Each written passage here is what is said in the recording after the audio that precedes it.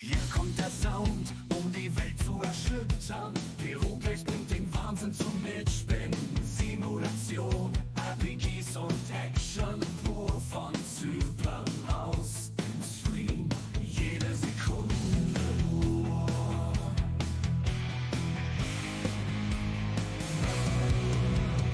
Auf dem Bildschirm flackert das Abenteuer. Die Welt der Spiele, sie wird immer besser. Virtuelle Welten, die sich immer weiter drehen. Pyroplex lässt uns in die Magie sehen. Wir tauchen ein in die Spielewelt. Wer uns schafft, kein Moment vergeht. Die Gaming Community und sind Bande eins.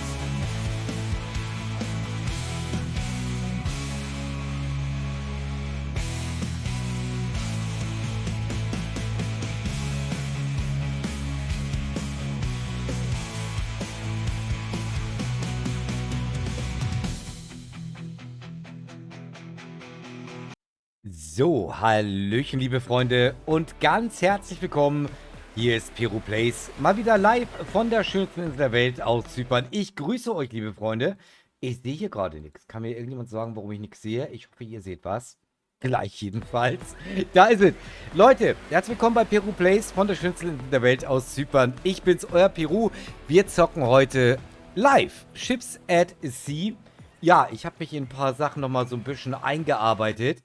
Und ja, heute ist der Moment, ich mache mal kurz den Ton noch mal ein bisschen runter, wo ich ein paar Sachen ausprobieren möchte, was ich mir angelesen habe, wo ich gesehen habe, das musst du mal probieren, das will ich einfach mal machen, die Zeit will ich mir heute mal nehmen.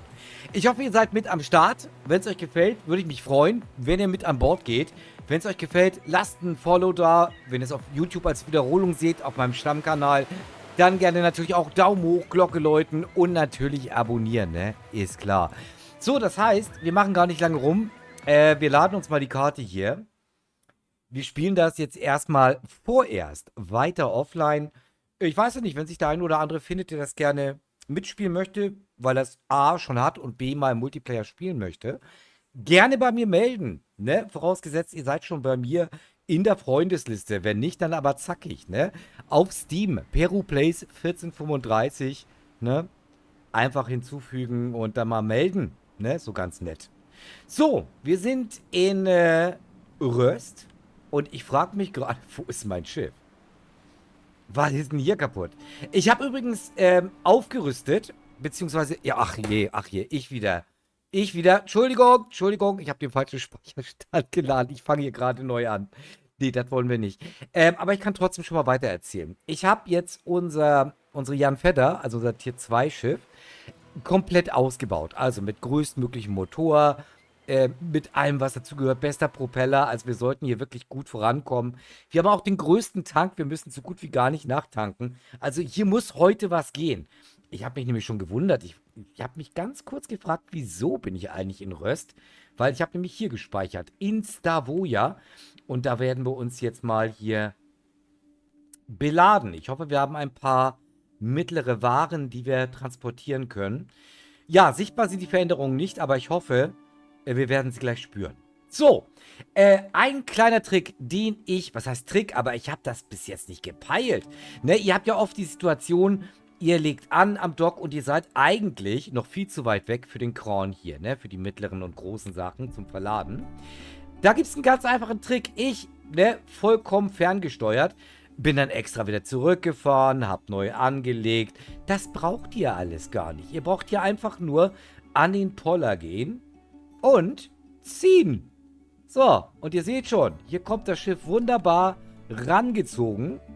Und hier kann der Kran dann wunderbar die Ware aufnehmen, rübersetzen. Alles nah genug dran. Das mal so als kleinen ersten Tipp für den heutigen Abend. So, dann wollen wir mal sehen, was wir hier in Aufträgen haben. Ob da was Taugliches bei ist. Jetzt mal gucken. Mustard. Ich brauche dringend wieder Kohle, ne? Also ihr seht, die Kohle ist jetzt nicht so viel, weil ich habe ordentlich in das Schiff investiert, damit wir hier vorankommen. Ja, da müssen wir jetzt durch. So, 7 mittlere Güter nach Weroy. Was ist denn das? Kriege ich 7 rauf? Normalerweise müsste ich 9 raufkriegen, wenn das so einfache Paletten sind. Wir probieren das jetzt mal. Komm. Wir haben heute Zeit. Ist Wochenende, Freunde. Bin mal gespannt. Ach, du lieber Himmel. Okay. Einmal durchatmen. Und, ja. Ab ans Werk. Wir richten uns hier gerade mal von der Optik auch ein. Und, ja. Bausimulator lässt grüßen. Grüße auch hier wieder heute natürlich wieder an Pat, unseren Baustellenmeister und Baumeister hier auf YouTube und Twitch. Jetzt stehe ich doch nicht so perfekt, wie ich dachte, ne? Guck mal, Leute. Ich glaube, ich muss das Schiff ein bisschen näher an den Kai fahren. So, Moment. Aber den einen, den können wir ja schon mal setzen. Das sollte kein Problem sein. Warte mal. Gehen wir hier ein bisschen zurück. Hier ein bisschen zur Seite. Ja, das sollte gehen. Noch ein bisschen weiter raus wieder. Ja, man muss hier immer so ein bisschen warten, bis sich die Ladung austariert hat, bis es nicht mehr so wackelt. Reicht das? Warte mal. Kann ich hier noch ein Stück weiter? Warte mal. So. Das wäre es jetzt. Das wäre fast optimal. Warte mal. Ein Stück reinziehen noch. Wir brauchen ja Platz, weil sonst kriegen die ganzen Bums ja sonst gar nicht hin. Ob dazu hinhaut? Naja, schauen wir mal. Ansonsten müssen wir nochmal nacharbeiten. Aber bevor wir das machen, Leute, ich glaube, es hilft nichts. Ja, so ein bisschen vor können wir noch, weil sonst wird das nichts. Trotz vorbildlichem Vertrauen sind wir jetzt trotzdem noch ein bisschen zu weit weg. Ein bisschen doof. So, neuen Lenker haben wir ja auch. Was heißt Lenker, bevor ich jetzt einen Anschluss kriege? Ein neues Steuerrad, natürlich. Haben wir auch. So, okay. Dann legen wir mal ganz kurz geschmeidig ab. Wir machen nur einen kleinen Satz nach vorne. Ich muss richtig aufpassen, weil das Ding hat jetzt richtig Bums unter der Haube. Nicht, dass wir hier losschießen wie ein Bekloppter. So, ein bisschen einschlagen. So, das, glaube ich, das wäre es hier, ne? Warte mal. Okay. Okay. Das sieht gut aus. Ganz schnell Motor aus. Right. Okay. Ich glaube, wir müssen ihn jetzt nochmal ganz kurz anziehen hier. Den Kollegen. Und dann, bevor wir jetzt weitermachen, probieren wir nochmal, ob wir die erste Kiste vielleicht so ein bisschen mehr zur Seite kriegen. So, das Schiff müsste jetzt perfekt verteut sein. So, lass mal gucken. Das sieht auf jeden Fall schon mal deutlich besser aus. Also, on top hier so von oben, finde ich, ist der Kran am besten zu bedienen, weil man natürlich hier auch sein Fadenkreuz hat. Na, komm rüber her. Nein! Also wenn der erstmal am Haken ist, muss man relativ schnell hoch. Weil sonst gibt es wieder zerrissene Hosen hier. So, jetzt schauen wir mal. Normalerweise müsste ich doch zu allen Seiten voll belegen können hier, oder? Warte mal. Ein bisschen weiter noch. Wie weit komme ich hier vorne hin? Weil wir müssen jetzt wirklich platzsparend lagern. Sonst wird das nichts. Und nichtsdestotrotz müssen wir natürlich aufs Gewicht achten. Sonst gibt es auch zerrissene Hosen. Oh, come on. Einen kleinen Tick. Warte mal. Ja, das sieht schon eher nach was aus. Schauen wir mal, wie wir weiterkommen. Also, ne, wenn man so sieht, so große Paletten, das müssten eigentlich 3×3, also 9 sein. Von der Stellfläche. Ich hoffe, ich täusche mich da jetzt nicht. Sonst habe ich ein bisschen geloost. Aber diese Kisten hier sind ja deutlich schmaler, sage ich mal, als Paletten. Deshalb habe ich die Hoffnung, dass es einigermaßen schmerzlos hier vonstatten geht. Soweit zur Theorie. So, okay, lass mal gucken. Ja, hier müssen wir ein bisschen runter. Hier ist Feingefühl gefragt. Ja, auch diese Hände können zärtlich sein. Okay, ein kleines bisschen rein. Ich hätte die schon gerne ein bisschen näher an Nummer 1 dran.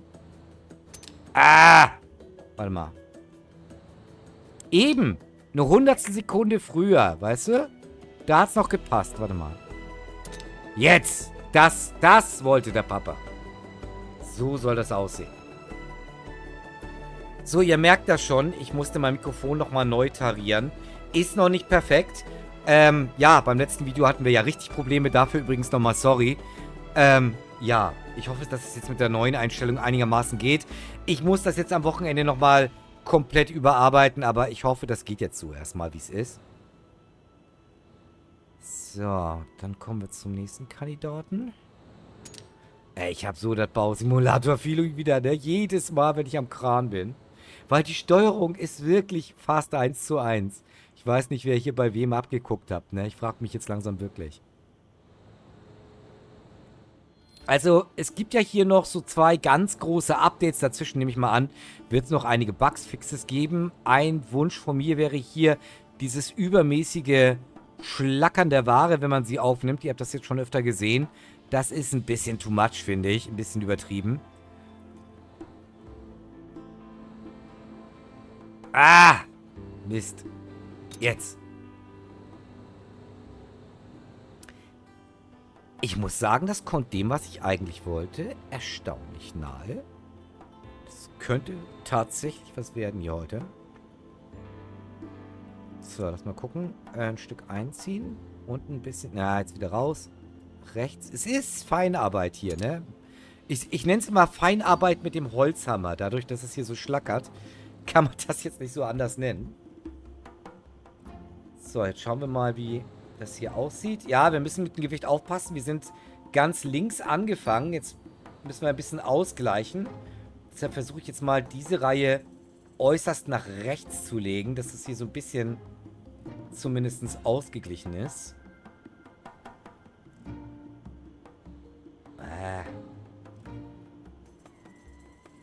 Ich wieder, weißt du? Ich und der Kran. Eine Hassliebe. Okay, das passt.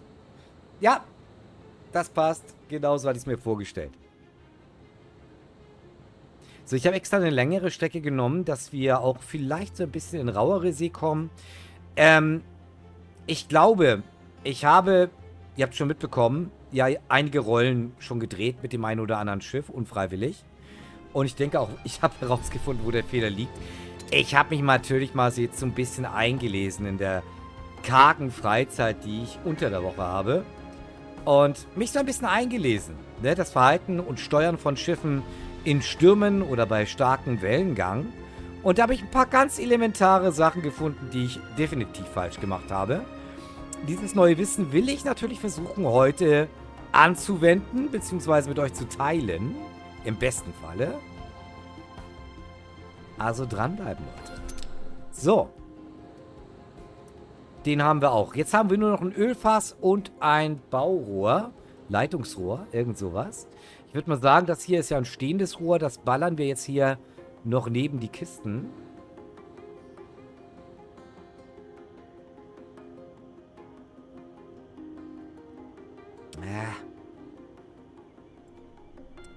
Millimeterarbeit hier. So. Da merkt man, ne, wo die Profis arbeiten. Also nicht hier.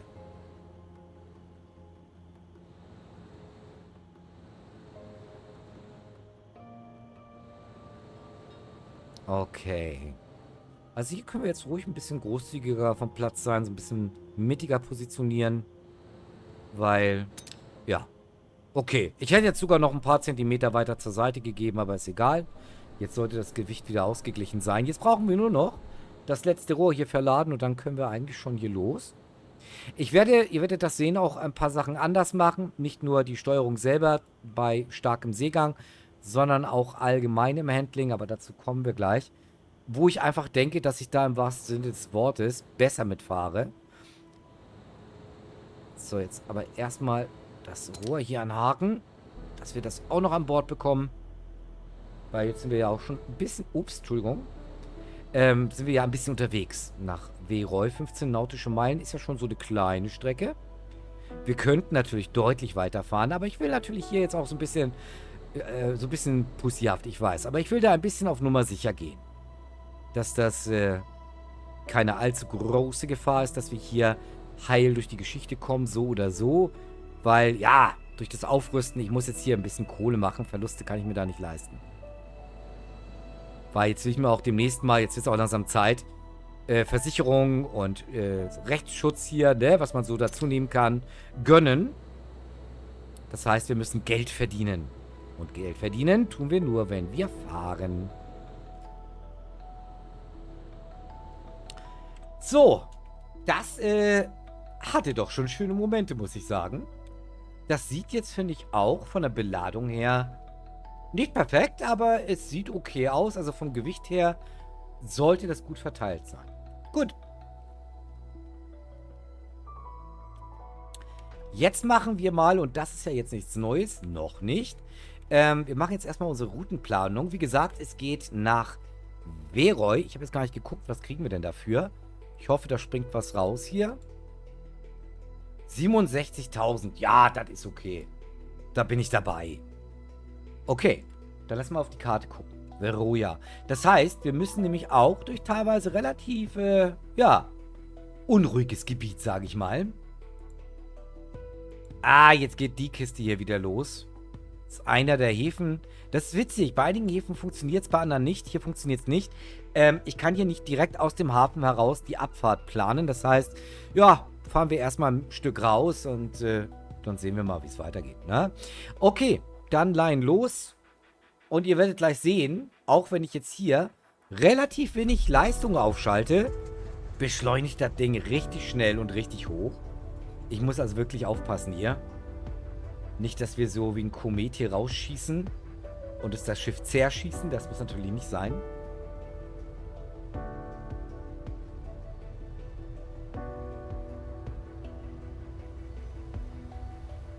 So, ja, ich würde mal sagen, das bietet sich an, hier vorne rauszufahren, weil wir müssen Richtung offene See. Da hilft nun mal nichts. Guck mal, jetzt sind wir hier auf dem Wasser und das ist auch noch so ein kleiner Fehler. Ich denke, dass es ein Fehler ist, weil normal ist es nicht. Wir sind auf dem Wasser. Hier müssten wir definitiv schon Strecke planen können. So, nehmen wir mal den Punkt hier weg. Das heißt, wir arbeiten uns jetzt erstmal hier durch die Hafeneinfahrt raus. Beziehungsweise Ausfahrt in dem Fall natürlich. Und dann machen wir die Streckenplanung.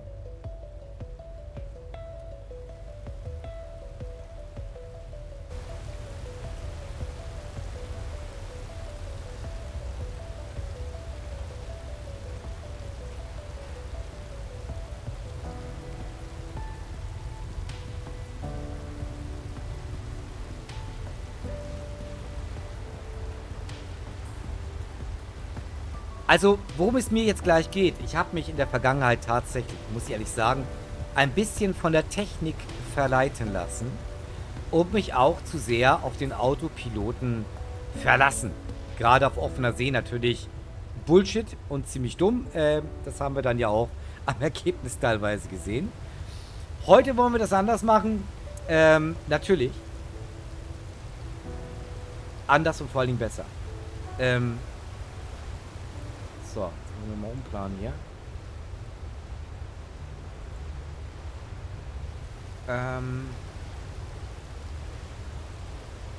Ich plane jetzt hier auch so ein bisschen, ja, dass es nicht ganz so ruhig ist während der Fahrt.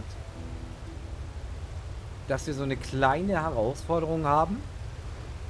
So, wir müssen ja ganz hier nach oben, nach Veroy. Also wir werden ausreichend Gelegenheit haben, unser neu erworbenes Wissen anzuwenden. Oder ich mein neu erworbenes Wissen, wie auch immer. Also an der Planung selber ändert sich hier nichts. Ich versuche natürlich so weit wie möglich Richtung Hafen zu planen, soweit das geht. Ja, hier haben wir dann wieder diese Matenten hier. Ja, reicht ja. Wir sehen, wo der Hafen ist. Passt. So. Ich werde jetzt tatsächlich den Autopiloten nicht aktivieren. Ich werde nur unsere Verfolgung hier einschalten. Und wir werden die Steuerung hier erstmal über die offene See rein manuell machen. Und auch nur das macht Sinn. Das werdet ihr auch gleich sehr schnell sehen, sobald wir auf dem offenen Meer sind. So, jetzt können wir ja hier mal ein bisschen Geschwindigkeit draufschalten hier.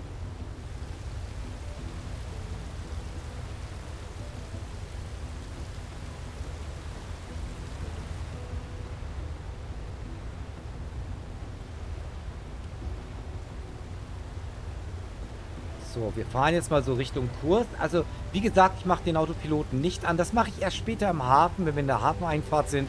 Das wird ja entspannt, ohne Stress, bei niedriger Geschwindigkeit ganz gemütlich einlaufen. Wie gesagt, hier nehme ich die Markierung nur als, ja, als Orientierung. Weil im starken Seegang kannst du das vergessen, weil da musst du auch eine bestimmte Technik haben, dass du heil über auch größere Wellen rüberkommst. Und ich hoffe, das klappt jetzt so, wie ich es mir vorgestellt und ausprobiert habe. Und dass ihr dann auch was davon habt. So, okay, wir sind auf Kurs. Das sieht gut aus. Aktuelle Geschwindigkeit, knapp 12 Knoten. Das Ziel erreichen wir in 14,4 nautischen Meilen. Ab geht's.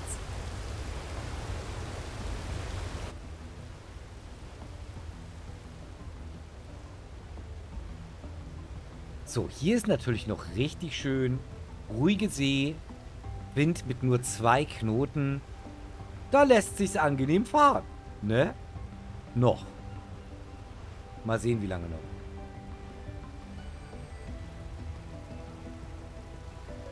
Also wir könnten hier deutlich noch was laden. Ne? Man sieht's hier.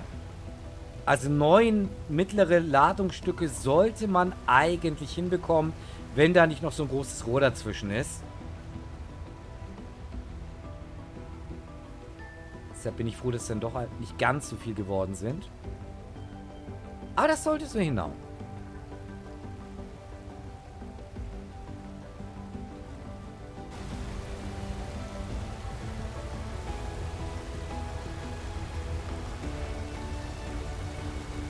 So, sofern Land vorhanden ist, werden wir natürlich versuchen, in Küstennähe zu fahren, um den schlimmsten Stürmen und Wellenbrechern auszuweichen. Ja, hier sehen wir schon, kommen die ersten Wellen. Wir müssen uns mal angucken, was für eine Laufrichtung die haben. Grundsätzlich gilt, am besten im 45-Grad-Winkel in die Wellen reinfahren. Also nicht gerade, auf keinen Fall. Um Beschädigungen des Bugs zu vermeiden. Beziehungsweise, dass man springt, also wirklich aus dem Wasser springt. Wir haben solche Szenen ja auch schon gesehen. Eher unfreiwillig. Wo bei mir dann gleich die Schraube mit aus dem Wasser gekommen ist. Dadurch, dass man in dem Winkel von 45 Grad reinfährt in die Welle, ja, wie gesagt, haben wir weniger Kraft gegen den Bug durch die Wellen und bleiben mit der Schraube im Wasser und das Schiff kann die Welle leichter steigen. Hier geht es noch, das sind ganz seichte Wellen, da kommen wir natürlich locker drüber. Wir müssen mal gucken, was uns so erwartet. Ich gehe mal davon aus, dass die See nicht so ruhig bleiben wird, also keine Sorge. Wir werden das, glaube ich, ausreichend testen können hier heute Abend.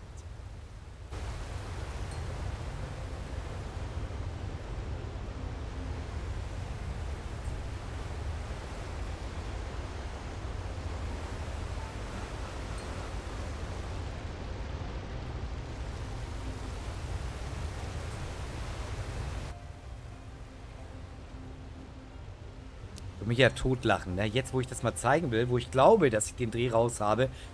Flache Ebene See, kein Sturm, kein gar nichts. Das wäre es jetzt, ne? Aber ich glaube nicht. Ich denke mal, wir werden hier noch die eine oder andere größere Welle sehen, die wir dann hier kreuzen können. So, hier sehen wir jetzt ganz gut die Laufrichtung der aktuellen Wellen. Ja, wir sind hier fast sogar in einem 45-Grad-Winkel, ne? Hier vorne seht ihr die Linie auf uns zukommen. Einfach so im 45-Grad-Winkel da zu halten. Das sind natürlich jetzt hier Pipifax, ne? Das sind kleine Kinderwellen, ne? Aber bei den größeren sollte man das auf jeden Fall machen. Es gibt den Ausnahmefall, habe ich gelesen. Das müssen wir bei Zeit mal austesten. Wenn es wirklich super steile, super hohe Wellen sind, soll man doch tatsächlich ganz reinfahren. Also gerade verstehe ich nicht. Wie war das denn mit der Gewalt gegen den Rumpf und so? Naja, okay. Wir werden das mal austesten, Freunde. So, es hilft aber nichts. Wir müssen jetzt beidrehen, weil wir müssen kurz wechseln. Und ich hoffe, ja, dass wir fast in Laufrichtung der Welle. Das ist okay. Also wenn die Welle von hinten in 45 Grad kommt, ist das mindestens genauso gut. Beziehungsweise okay. Warte mal. Ja, ungefähr. Ja, das müsste hinkommen. Man muss das natürlich immer im Auge behalten. Der Wellenlauf kann sich natürlich unterwegs ändern. Ich bleibe jetzt vorsichtshalber erstmal bei den 12 Knoten. Also damit kommen wir ja gut voran. 15 nautische Meilen. Da sind wir ein bisschen unterwegs, aber es ist jetzt nicht zu lang. Das ist schon okay mit 12 Knoten.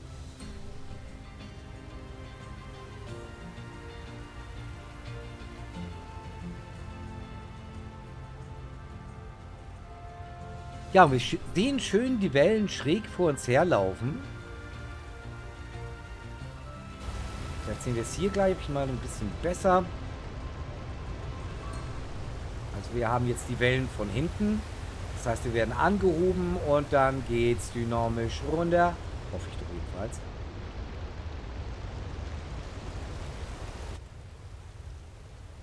Und vor allen Dingen haben wir dieses Abheben dann nicht, ne? Man muss natürlich hier auch die Geschwindigkeit nachregulieren. Man sollte natürlich versuchen, mit so wenig Kraft wie möglich, also dass man den Wellenkamm zwar schafft, aber nicht mit übermäßig jetzt hier Vollgas durch. Das bringt nichts, ne? Ist klar.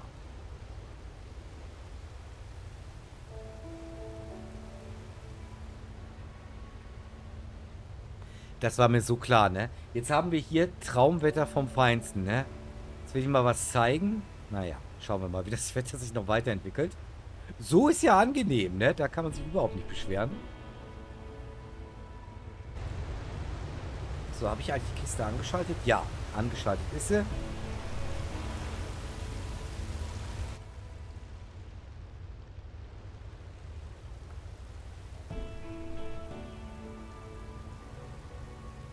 Also ich fahre schon mittlerweile auch sehr gerne in der Ego-Perspektive, in der Innenansicht. Aber auf der anderen Seite, gerade bei Wellengang natürlich, den wir jetzt nicht so sehr haben, da können wir reingehen. Aber bei stärkerem Wellengang ist es schon besser, wenn man draußen ist, wenn man die Wellenkämme sieht in ihrer ganzen Länge, damit man im richtigen Winkel rauffahren kann.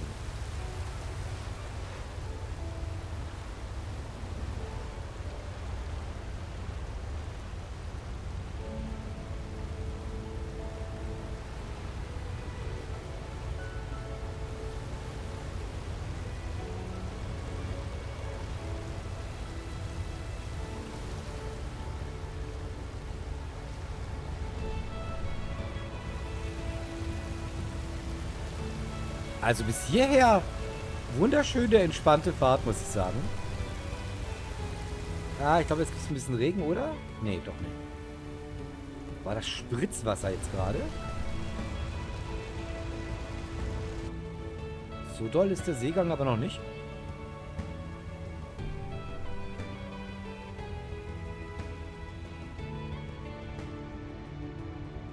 So, jetzt sehen wir von hinten übrigens gerade schön die Welle anrollen. Die ist jetzt nicht ganz so groß, ne? Na, aber die überrollt uns nicht. Sie hebt uns ein bisschen an. Aber wir spritzen da jetzt nicht rüber, wie mit der Zwille geschossen, wollte ich jetzt schon gerade sagen. Wie mit der Steinschleuder abgefeuert. Sondern wir bleiben schön auf dem Wasser. Der Propeller bleibt im Wasser. Genauso soll das sein. Mal sehen, ob wir noch Gelegenheit haben, uns das nachher nochmal bei extremerem Seegang anzuschauen. Ich hoffe, da klappt es dann genauso gut.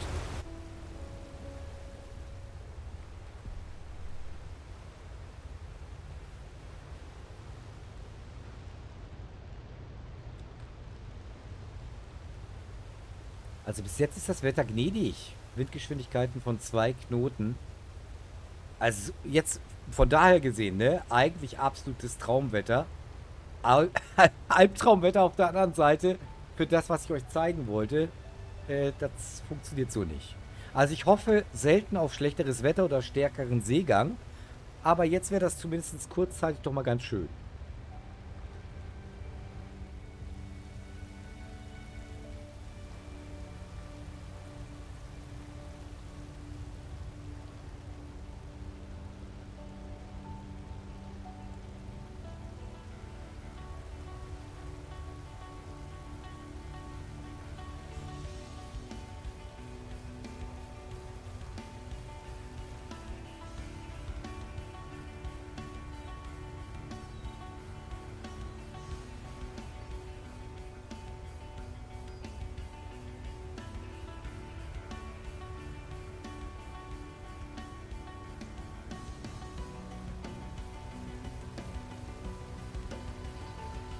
Ihr seht schon, ich halte mich jetzt nicht so ganz knallhart an die Kurslinie.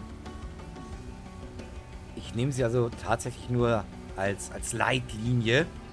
Jetzt sind wir natürlich so ein bisschen weiter weggetrieben. Das heißt, wir drehen jetzt mal in die andere Richtung, nach rechts. Auch hier wieder, soweit es geht, in einem 45-Grad-Winkel. Das muss man natürlich öfter machen, wenn man diesen Winkel fährt. Weil ansonsten kommt ihr natürlich total vom Kurs ab. Ab und zu müsst ihr natürlich die Fahrtrichtung ändern. Von rechts nach links oder von links nach rechts.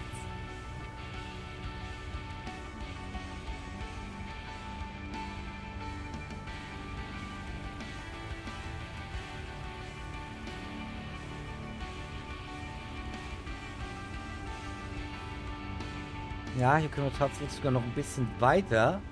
Weil wir sehen hier... Ja, okay, ich lass mal so.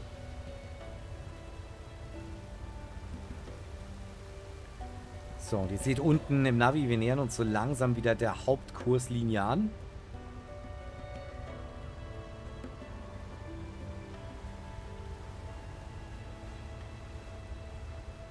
So knapp 3 Meilen haben wir schon geschafft.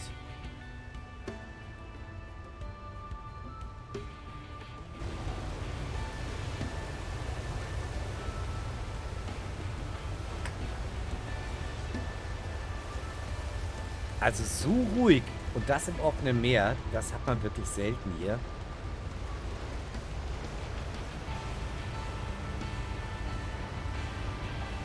Ich finde es schön, ja, um Gottes Willen, ich will mich nicht beklagen, was das Fahren angeht.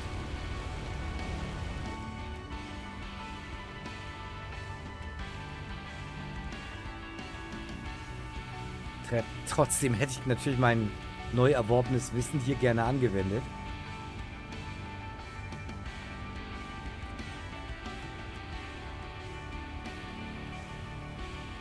Aber ihr seht, es ist noch ein ganzer Weg bis Veroy.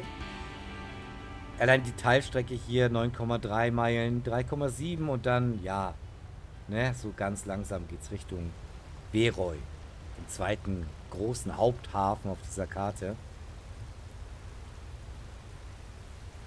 Apropos Karte, ich hatte es ja schon letztes Mal angesprochen. Es scheint ja geplant zu sein, dass es mehr als eine Karte als Norwegen jetzt zum Beispiel geben soll. Man sieht das ja, wenn man das Spiel lädt. Dann fragt er, welche Karte man spielen möchte. Also ganz unübersehbar, sage ich mal, soll es wahrscheinlich zumindest eine weitere Map geben, eine weitere Karte. Und da bin ich sehr gespannt, auf welches Land, auf welches Gewässer da die Wahl fallen wird. Ob das wieder der Atlantik sein wird oder... Naja, lass uns mal überraschen. Aber ich denke mal, bevor das der Fall sein wird, werden erst noch die beiden großen Updates kommen, die 2 letzten großen Updates. Na, also wie ich schon erwähnt habe, sprich Update Nummer 3 noch in diesem Jahr, wo es dann die Tier 4 Schiffe geben wird und die neuen Fähren für Passagier- und Autotransport und noch vieles mehr. Ich glaube, die NPCs, die arbeiten, also die Besatzung wird dann auch eingeführt und letztendlich dann 26 im nächsten Jahr, ich denke mal im ersten Quartal, schätze ich mal, ist jetzt nur ins Blaue geschossen, nagelt mich nicht fest, aber ich kann mir das gut vorstellen. Ja, im ersten Quartal 26 dann das 4. und letzte Update, was dann auch natürlich die Veröffentlichung bedeutet vom Vollrelease. Da gibt es dann die Tier 5 Schiffe und alles weitere, was noch fehlt. Ich habe jetzt zum Beispiel mittlerweile, ich glaube, ja, ich habe jetzt, glaube ich, alles voll von den Fertigkeitsbaum hier. Ja, Ne, also ihr seht hier die allgemeinen Sachen. Alles, was braun ist, konnte man ausbauen. Das ist jetzt ausgebaut. Was hier ausgegraut ist, dunkelgrau, das ist noch nicht freigeschaltet, beziehungsweise wird erst mit den nächsten Updates freigeschaltet. Ja, ansonsten, wie ihr seht, habe ich hier alles brav schon aufgemacht. Das heißt, wir haben hier schon einiges Beträchtliches an Skills uns erarbeitet.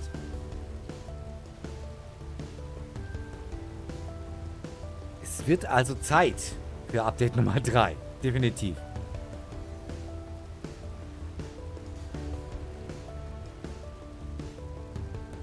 Ja, ich habe gesehen, so bei den Kritiken, ob das jetzt im Internet ist, auf Steam oder ob das jetzt in Videos ist, YouTube, Twitch etc., die Meinungen sind ziemlich geteilt. Ne? Also die einen sagen, und da gehöre ich übrigens auch zu, muss ich ehrlich sagen, mit Abstand seit langem einer der besten Schiffssimulationen. Natürlich gibt es hier noch einige Sachen zu begradigen, aber wie gesagt, wir sind nach wie vor im Early Access und die Jungs sind richtig gut dabei. Man darf nicht vergessen, Myst Games ist ein ziemlich kleines Studio und dafür legen die schon ein ganz schönes Speed vor. Und was sie bis jetzt gerichtet haben, das hat ja auch Hand und Fuß. Muss man sagen, wie es ist. Auf der anderen Seite gibt es Leute, die gar nicht drauf können. Ich weiß nicht aus welchen Gründen. Ich sehe da auch nicht so wirklich die Argumente, beziehungsweise wenn es da welche gibt, kann ich die nicht nachverfolgen. Ihr könnt mir gerne mal in die Kommentare oder hier in den Chat natürlich auch schreiben, wie ihr das so seht, wenn ihr das Spiel schon habt, wie ihr das so findet, ne? Oder wie ihr das findet, so nach dem ersten Blick hier bei mir auf dem Kanal. Wenn ihr mehr sehen wollt übrigens von Ships@Sea, schaut gerne vorbei auf meinen Hauptkanal auf YouTube. Da gibt es natürlich auch eine Playlist. Da könnt ihr die Entwicklung von Ships@Sea mitverfolgen bis zum heutigen Tag. Ist eine ganz interessante Entwicklung, finde ich. Gebt euch gerne mal. Ne?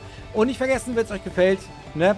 Hier auf Twitch gerne ein Follow da lassen, da freue ich mich. Und auf YouTube, auf meinem Hauptkanal, natürlich Daumen hoch, Glocke läuten und abonnieren. Ne? Und gerne in die Kommentare schreiben. Ne? Da freut sich der Algorithmus. Dankeschön. JJ! Ja, moin. Entschuldigung, jetzt habe ich dich fast übersehen vor lauter Gesabbel hier.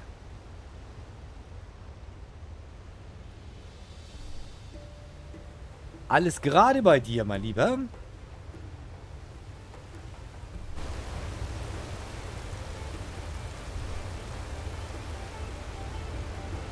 Wir dümpeln mal ein bisschen wieder durch die norwegische See hier, durch die skandinavische See. In Ships@Sea. Und mir geht's ganz gut. Das ist genau das richtige Spiel, um am Freitagabend nach der Arbeit ganz entspannt ins Wochenende zu starten.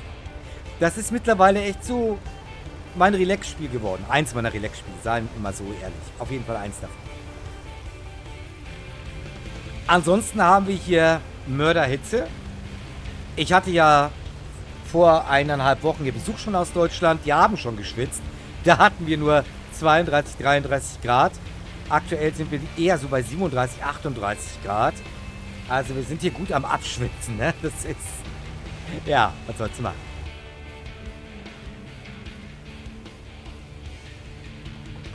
Naja, wenn du eine stressige Woche hast, bist du hier heute auf jeden Fall richtig. Wir gehen es hier heute gemütlich an. Es sei denn natürlich, wir kommen in ein Unwetter, dann kann es ein bisschen stressig werden. Beziehungsweise beim B- und Entladen mit dem Kran, da geht auch bei mir manchmal der Puls hoch. Aber sonst, glaube ich, wird das eine nette, entspannte Sache hier.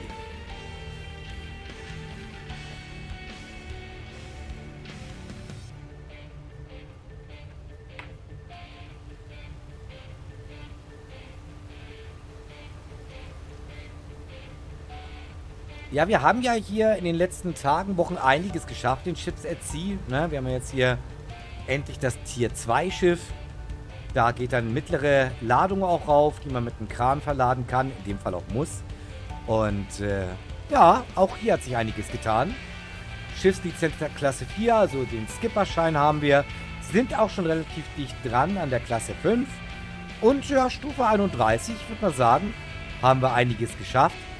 Und vom Fertigkeitsbaum alles, was bereits schon verfügbar ist. Das haben wir uns auch tatsächlich schon alles geholt.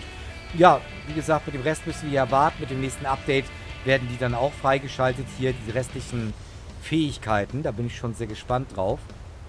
Auch auf unsere Besatzungs-NPCs, die dann ja auch tatsächlich anpacken sollen.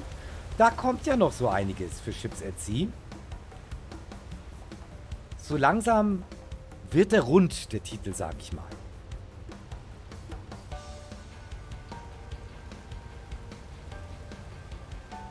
Ja, ich habe es vorhin schon gesagt, Misk Studio, da weiß das sind 5 oder 10 Leute, mehr sind das ja nicht, ne? Was die da auf die Beine gestellt haben, Respekt, Hut ab, Chapeau, ja? Also auch die Updates bis jetzt hatten Hand und Fuß. Schön, es macht Spaß, der Sache hier bei der Entwicklung zuzusehen. Und ich glaube, das wird eine richtig coole Sache.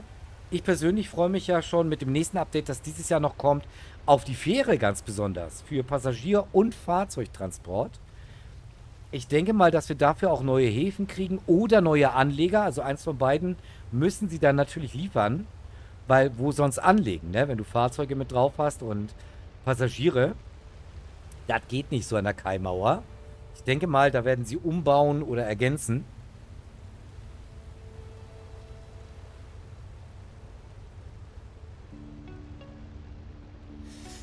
Naja, ich meine generell, es gab ja in letzter Zeit sehr gute Videos zu diesem Thema.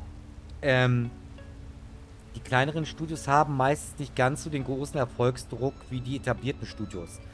Da wird ein Hit erwartet, ne?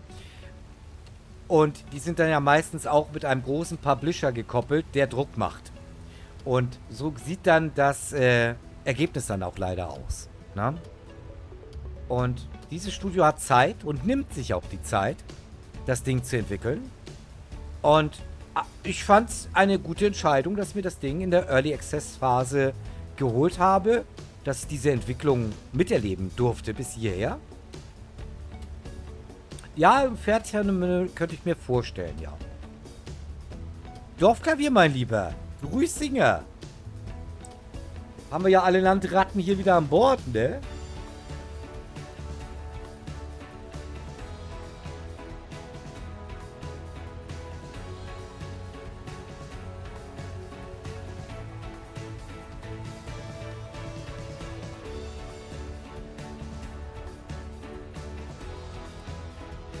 Jetzt wollte ich mal einen schönen Shoutout hier machen. Jetzt verkackt er mir das hier. Moment. Das ist das Geile an dem Spiel. Ich kann nebenbei noch tippen.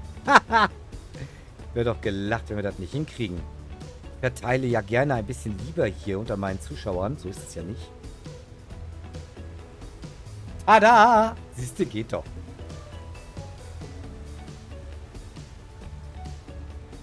Ne, wo Liebe ist, wird auch Liebe gegeben, wie ich immer schön sage. Also, was ich auf jeden Fall ausprobieren möchte, ist der Multiplayer.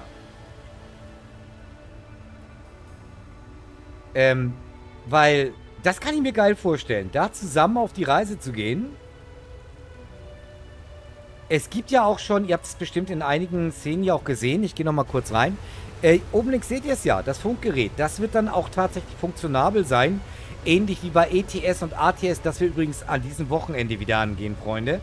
Werdet ihr dann euch mit Funk verständigen können. So sollte es eigentlich sein, so ist es geplant. Ich hoffe, das kriegen sie hin.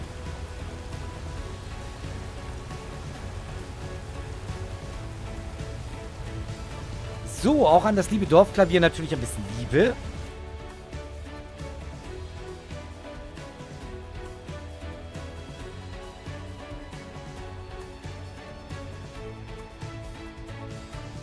Ja, ich hatte das ja, ich weiß nicht, wie weit du das verfolgst, Markus, mit den Streams und Videos hier von mir, mit Chips RC. Das ist ja einiges kommt auf uns zu, ne?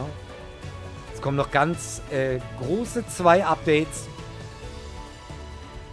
Eins davon noch in diesem Jahr. Mit den Auto- und Personenfähren. Mit NPCs als Besatzung. Die gibt es jetzt schon, aber die machen noch nichts. Aber die sollen dann tätig werden. Wie gesagt, die Multiplayer gibt es jetzt schon. Ist allerdings natürlich noch ein bisschen leer. Leider. Aber vielleicht der eine oder andere, der es schon hat. Vielleicht kann man da ja mal was ausmachen. Ne? Mal zusammen ausprobieren. Ja, und da wollte ich gerade drauf los. 26, mein Lieber. Das ist das magische Datum. 26, ich denke mal im ersten Quartal. Ich hatte es vorhin schon angesprochen. Da kommt das 4. und letzte große Update, was zeitgleich dann der Release ist für Konsole und PC. Und es kommt also zeitgleich raus als Vollversion für Konsole und PC. So ist es jedenfalls geplant. bis jetzt. Und dann kommt die letzte große Schiffsklasse, nämlich die Tier 5 Schiffe, was unter anderem heißt Containerschiffe. Leute, das werden Brocken, das kann ich euch sagen. Und ja, die abschließenden kleinen, ich sage mal, Feinschliffe. Also wie gesagt, man darf sich drauf freuen. Also ich freue mich auf jeden Fall schon riesig drauf. Also Konsole ist definitiv gesetzt.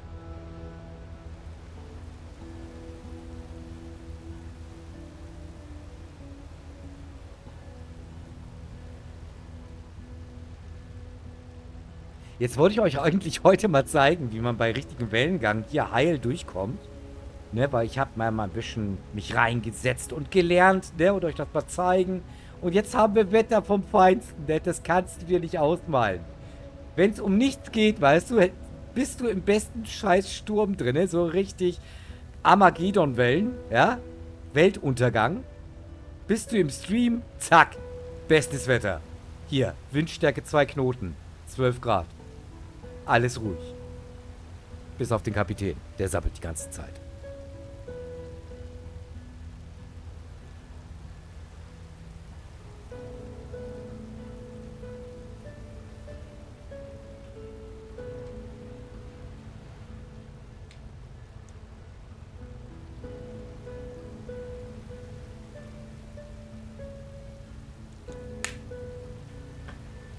Aber ich denke mal, der Hauptgrund, dass noch so wenig oder so gut wie keiner im Multiplayer ist natürlich, dass man sich nicht verständigen kann. Es sei denn, es sind zwei Spieler, die miteinander befreundet sind. Da kann man ja über Discord schon mal was machen. Aber natürlich, wenn man mehrere Spieler hat, und ich weiß nicht, ob es ein plattformübergreifender Multiplayer wird, das weiß ich noch nicht. Aber wenn man mehrere Spieler hat, unter anderem welche, die man nicht kennt, ja, und die man nicht in der Freundesliste eventuell hat, dafür wird man den Funk dann auch brauchen. Ne? Also noch ist diese Funktaste ohne Belegung. Man kann sie nicht benutzen. Aber es wird definitiv, denke ich mal, für den Multiplayer dann auch genutzt.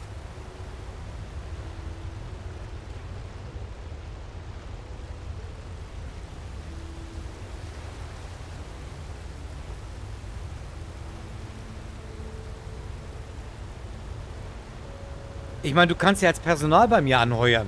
Du kannst bei mir den Kranführer machen. Dann nehme ich dich als Azubi, als Leichtmatrose an Bord. Leichtmatrose Dorfklavier.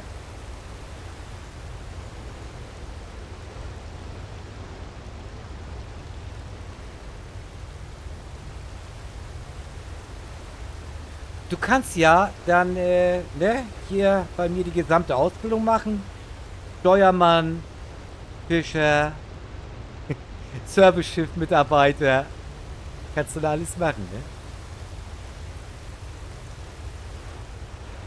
Also ich muss eins sagen, dass das Tier 3 Schiff, also sowohl das Frachtschiff als auch das Fischereischiff, das sind richtig große Brocken. Also da kann man sich definitiv zu zweit, zu dritt zumindest auf dem Schiff bewegen. Das wird aber dauern, bis ich die habe. Also selbst ich muss da noch lange sparen. Oh, jetzt gibt es tatsächlich ein bisschen Seegang.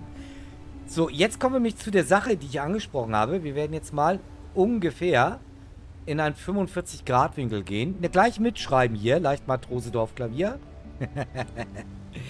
Nett, dass wir hier werden die Wellen schon ein bisschen größer, ihr merkt das. Wir versuchen jetzt hier in einem 45-Grad-Winkel zu bleiben, dass wir nicht direkt von der Welle, die kommt in dem Fall jetzt von hinten, nicht von vorne, dass wir von der nicht überrollt werden, sondern drauf fahren wirklich. Und ja, die Schiffsschraube dann im Optimalfall natürlich auch im Wasser bleibt und wir nicht wie ein Flummi durchs Wasser hüpfen. So, kleine Haker gibt's, ne? Das seht ihr hier. Es gibt ab und zu nochmal so kleine Sachen, ne? Wir dürfen nicht vergessen, ne? Ja, es ist immer noch ein Early Access Titel, noch nicht alles ist perfekt.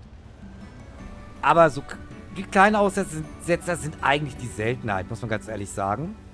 Das ist jetzt wirklich so ein Highlight, dass wir so ein Ding mal hier gerade haben, live. Aber sonst generell, wie gesagt, 45 Grad, egal ob die Welle von vorne oder hinten kommt, 45 Grad Winkel dazu halten, dann solltet ihr klarkommen, ohne Probleme.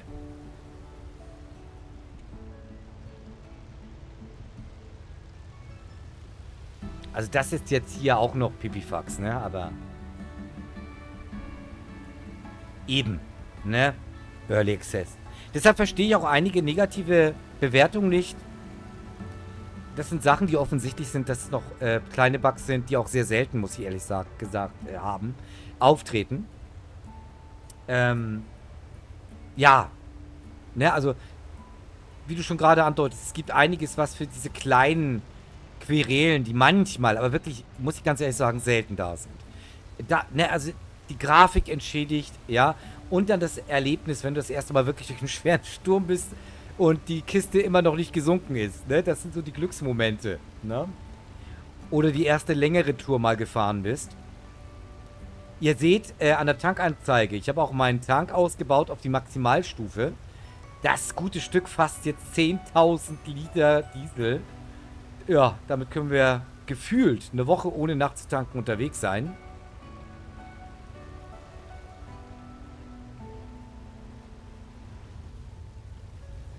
Also grafisch ist, ja, überhaupt nichts zu meckern, da hast du recht.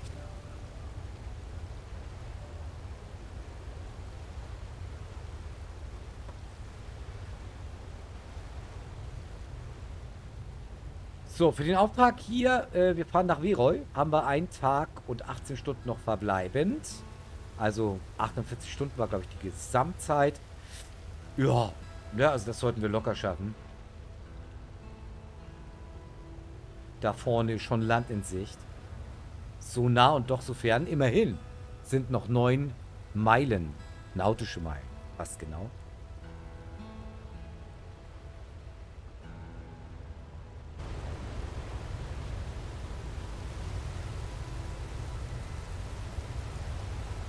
Ich traue mich mal was.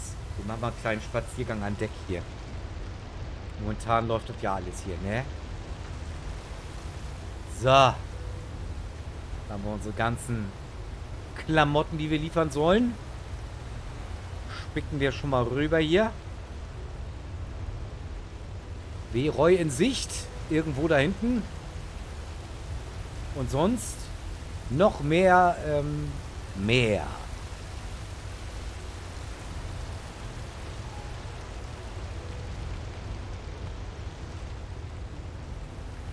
Was ich schön finde hier beim Tier 2 Frachtschiff, sind so die kleinen Details, weißt du? Du hast hier einen Werkzeugkasten rumliegen, der ist jetzt ohne Funktion, Westen und so. Aber es gibt etwas, das hat Funktion. Das geht scheinbar tatsächlich erst bei den Tier 2 Schiffen los. Da gibt es Sicherungskästen. Das heißt, ihr müsst hier auch ab und zu den Zustand der Sicherung kontrollieren und die auswechseln gegebenenfalls. Sonst habt ihr ein Problem.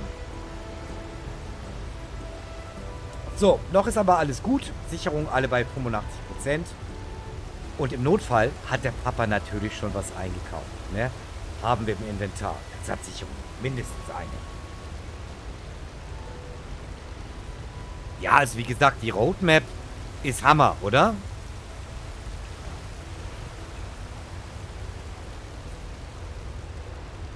Guck mal, jetzt haben wir in einer Woche schon, knapp in einer Woche, schon August. Ne? Also wir nähern uns stark dem letzten Quartal des Jahres. Und in der Zeit noch wird das große Update Nummer 3 kommen mit den Fährschiffen. Das geht alles relativ schnell, finde ich. Erstaunlich schnell.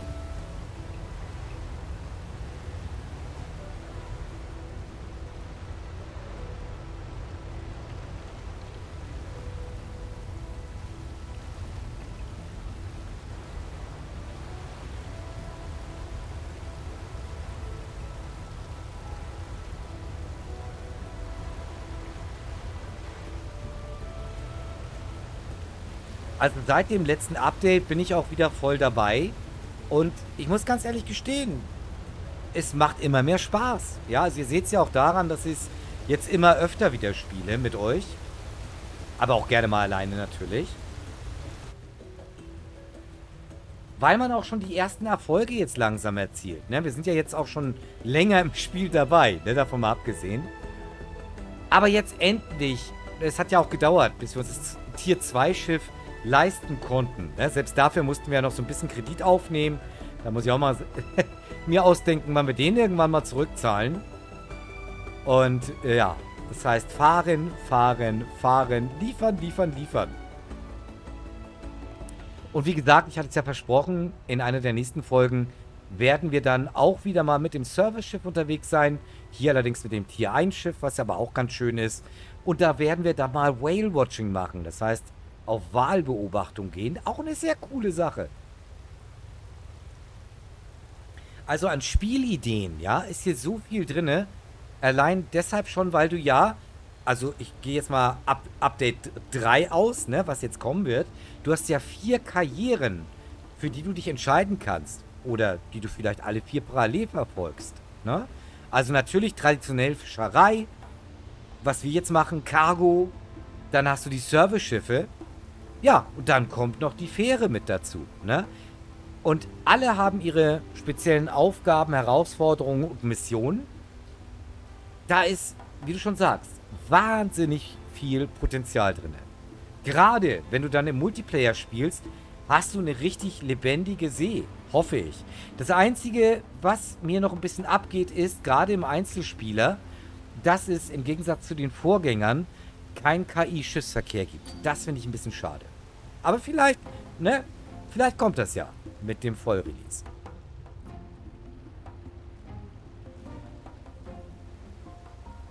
Also es muss ja nicht unbedingt im Multiplayer sein, aber im Singleplayer, finde ich, sollte das schon sein.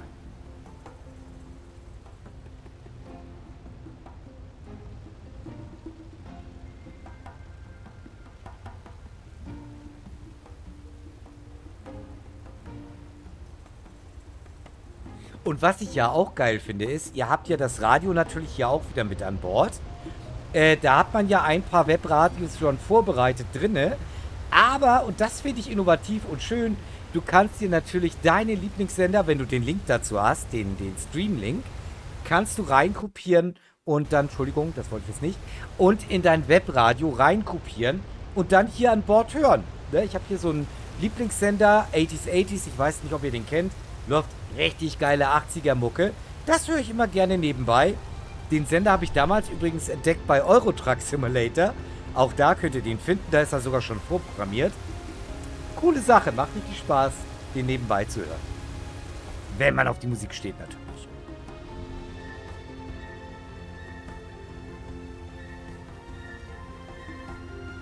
Ja, Hauptmoderator ist ja bei 80s Peter Illmann. Ne, wer so ein Kind der 80er ist, für den ist Peter Illmann natürlich ein Begriff. Ne? Der Urvater von Formel 1. Ne, unsere Generation kennt das noch. Die erste deutsche Fernsehsendung, die Videoclips gezeigt hat. Ne, so in Richtung MTV. Ja? Bloß, dass bei Formel 1 da tatsächlich sich auch die Stars persönlich die Klinke in die Hand gegeben haben und dort auch aufgetreten sind. Ne? Das waren Zeiten. Ich meine, noch andere haben da natürlich Karriere gemacht. Wollen wir nicht vergessen. Ingolf Lück, den wir später natürlich in der Wochenschau unter anderem gesehen haben. Oder leider schon verstorben, Stefanie Tücking, viel zu früh leider gestorben. Tolle Frau, die hatte Power. Ja, leider nicht mehr da. Ja, das waren so unsere Ikonen damals, ne? In Deutschland jedenfalls.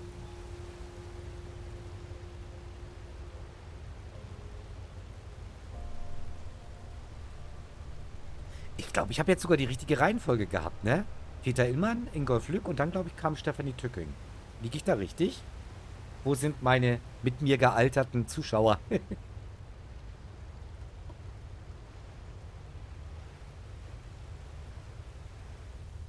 Okay. Dorfklavier glaubt, ich habe recht. Ich glaube, ich habe auch recht. Wie bei Tücking. Mochtest du die Steffi nicht?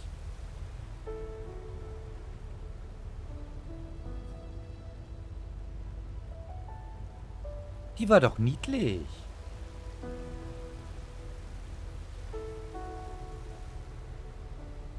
Ja, zurück zum Thema. Ich komm. Ich komme hier gerade raus. Ja, die Steffi hat mich abgelenkt. Ja, ihr seht schon, ne? Wenn ihr mal schaut auf die Leistung, wir sind bei nur 46% Leistung, sind hier schon aber bei 13, knapp 14 Knoten Geschwindigkeit. Also der neue Motor, das ist jetzt also der Maximalmotor für Tier 2, der haut ganz schön raus. Natürlich verbraucht der auch richtig gut, aber wir haben ja schon die Spritersparnis auf Maximum ausgebaut, auf 50%. Also das heißt, das relativiert sich wieder. Ne? Also nichtsdestotrotz, ne? Wir verbrauchen immer noch bei der Geschwindigkeit jetzt, ihr seht das unten, 60,8 Liter pro Stunde.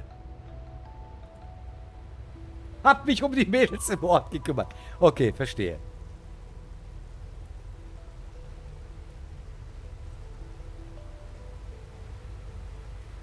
Ich meine, das habe ich nebenbei auch geschafft, ne? Also jetzt mal von der anderen Seite gesagt.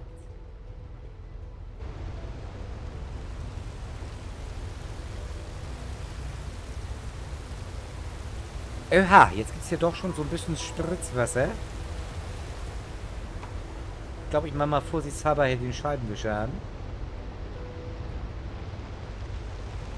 Jawohl, ja. Da ist er. Dass wir den Durchblick hier behalten.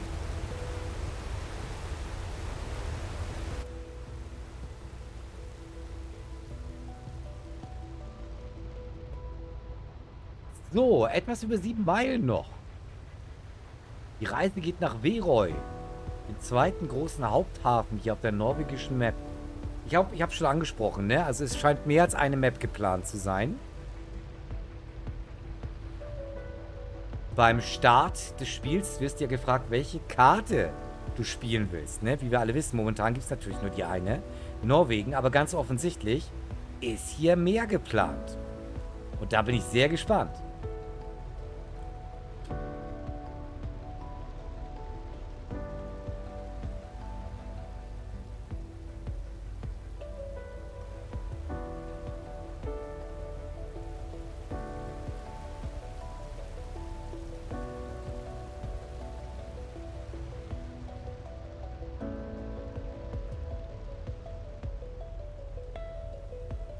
Was? Du hast dich hauptberuflich um die Mädels gekümmert.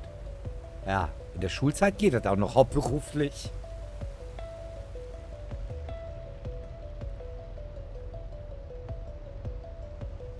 Jetzt weißt du auch, warum es jetzt mittlerweile in der heutigen Zeit so viele hauptberufliche Singles gibt, weil die hauptberuflich Influencer sind oder Streamer.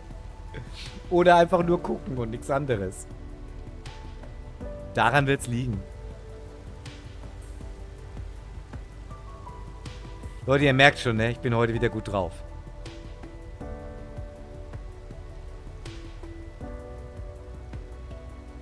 Aber nicht vergessen, alles nur Spaß. Der Peru will nur spielen.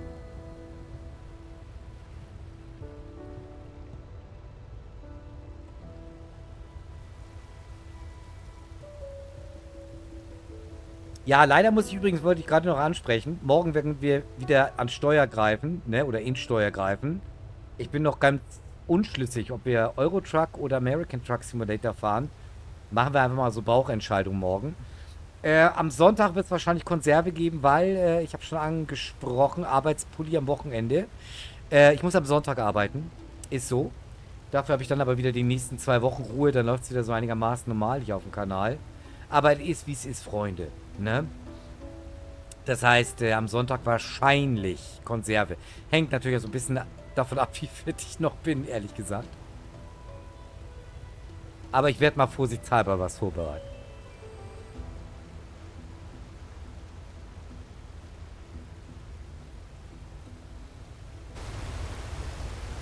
So, das sieht doch schon mal ganz gut aus hier, ne? Wir sind auf Kurs, Freunde. Und feinstes Wetter hier. Jetzt wollte ich zeigen, wie toll ich das jetzt hier mir angeeignet habe, bei höherem Wellengang zu fahren. Und wir kriegen keinen. Aber ich will mich nicht beschweren. Umso schneller ist die Fracht vor Ort. Ne? Ist ja auch alles Zeit hier.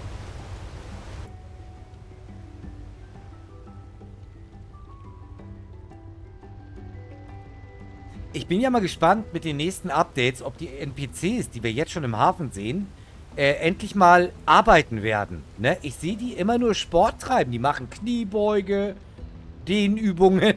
Du siehst die nie arbeiten, ja? Also Freunde, da muss was passieren. Das geht so nicht. Wir arbeiten uns hier den Arsch ab und die machen da Sportübungen.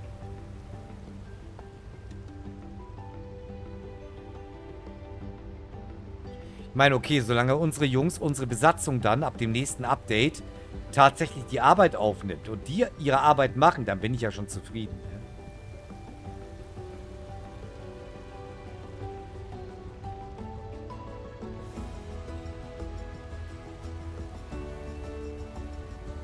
Wo wir gerade bei Besatzung sind. Also wir werden da sehr viele verschiedene Besatzungsmitglieder mit sehr vielen verschiedenen Fähigkeiten antreffen natürlich. Wie gesagt, allein schon durch die verschiedenen Schiffsarten und deren Aufgaben haben wir, ja, ein weiteres Berufsfeld, sage ich mal, zur Verfügung. Mit verschiedenen Fähigkeiten. Der eine ist mehr zum Fischen, natürlich geeignet, ne? Der kann so, was weiß ich, hier Leinen toll einholen oder was weiß ich. Ne? Der andere ist mehr besser beim Navigieren oder mit dem Kran verladen, ne? Solche Sachen. Es wird eine interessante Sache.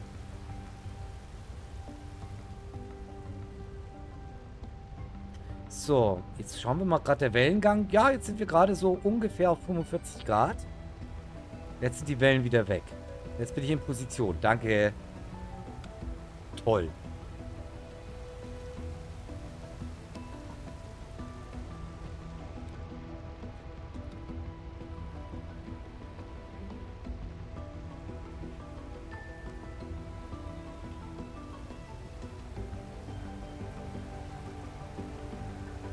Da vorne sehen wir am Wellenkamm sehr gut, wie lang die Welle läuft, in welche Richtung.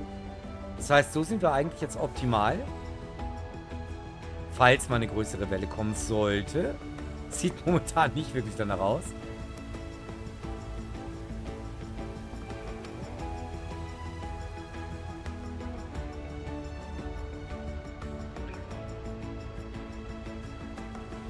Aber ihr seht, wir liegen trotz Wellengang gut im Wasser. Wir heben nicht ab, nichts. Ja, das ist alles sehr smooth jetzt mit der Fahrweise.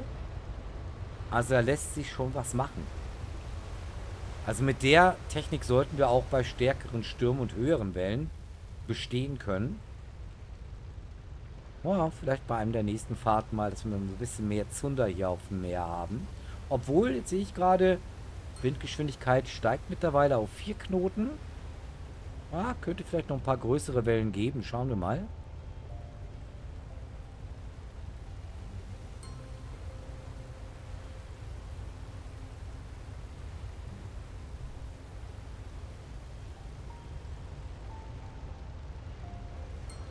Und trotz der Wellen und trotz der Kurskorrektur sind wir eigentlich, wenn wir so mal gucken, recht gut auf Kurs. Ich fahre ja das erste Mal tatsächlich wirklich komplett voll manuell, seit ich die Automatik entdeckt habe. Die Automatik verführt eben halt sehr schnell dazu, dass man Automatik einstellt und lass fahren. Ne? Aber die Automatik interessiert sich einen Scheiß für einen Wellengang. Wenn man da nicht aufpasst, dann geht es euch so wie mir. Ne? Dann treibt man mal kurzfristig mit dem Kiel nach oben im offenen Meer. Und dann heißt es hier abschleppen. Was ist das? Oh mein Gott! Wir sind ein U-Boot. Wir sind ein fucking U-Boot. Was ist passiert? Ich bin vorbildlich gefahren. Was zur Hölle? So, das sind diese kleinen Schluckaufs, die ich meine. Das war jetzt creepy. Das war jetzt wirklich creepy.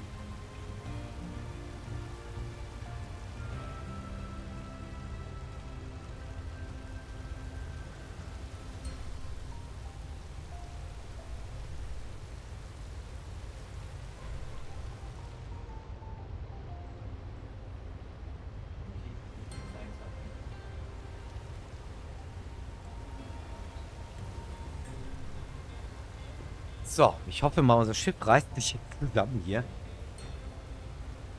Wir sind doch kein U-Boot.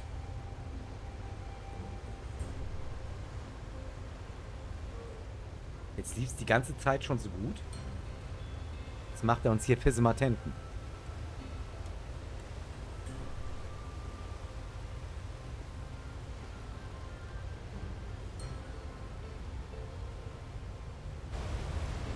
Jetzt habe ich ihn doch vorhin gelobt, ne? Wie schön stabil wir fahren und so. Naja, ja, von wegen.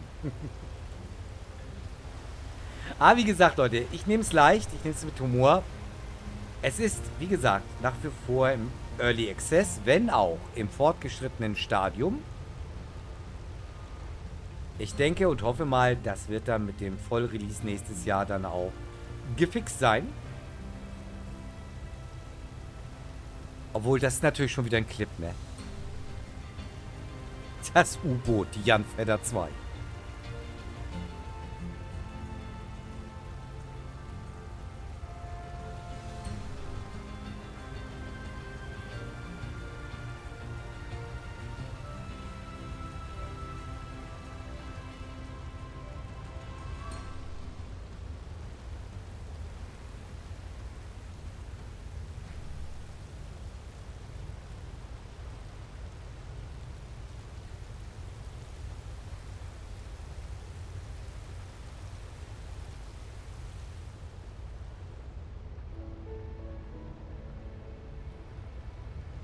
So, lass mal kurz auf den Tacho gucken. Was haben wir denn noch hier? Knapp 5 Meilen. Ja, okay. Ich bin auch ein bisschen schnell geworden, ne? Wir müssen ein bisschen mit der Geschwindigkeit aufpassen, gerade beim Wellengang. Ist nicht nur der Winkel, sondern natürlich auch Geschwindigkeit anpassen. Das kann natürlich sein, dass ich tatsächlich vielleicht sogar selber schuld war, dass ich da zu viel Schmackes drauf hatte. Insofern, wir hatten ja noch Glück, ne? Die Kiste ist wieder hochgekommen. Insofern ist das ja okay.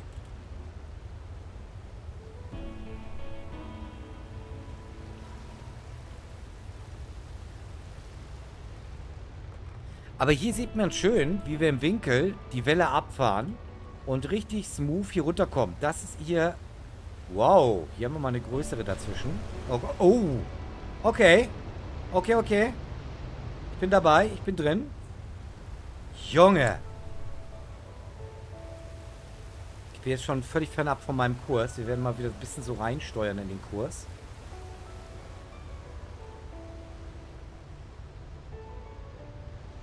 Wir wollen ja auch irgendwann mal ankommen.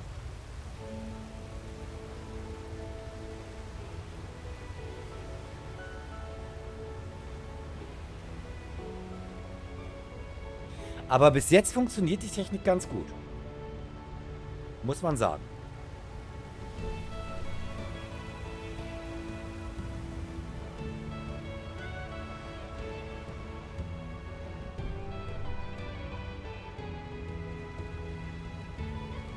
Aber wunderschönes Bild hier gerade, oder? Komm, machen wir den ganzen Gedöns hier weg.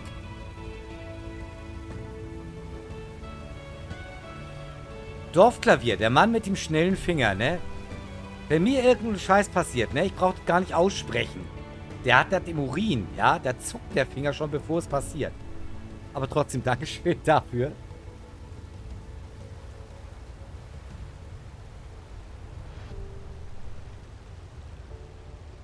Das sind so die Momente und die Bilder, für die ich das Spiel wirklich liebe. Dieses fantastisch animierte Meer, die Landschaft. Alles eigentlich, ne? Es ist wirklich mit Liebe zum Detail gemacht. Wie gesagt, ein paar technische Kleinigkeiten gibt es noch. Klar, geschenkt, ne?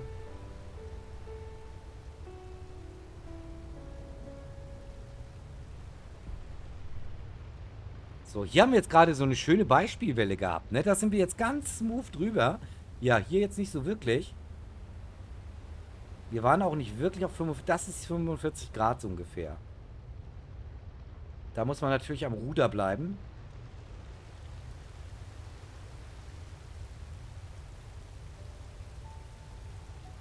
Ja, wie gesagt, ne? Noch so Kleinigkeiten. Wo es im wahrsten Sinne des Wortes, kann man hier sagen, hakt noch so ein bisschen, ne?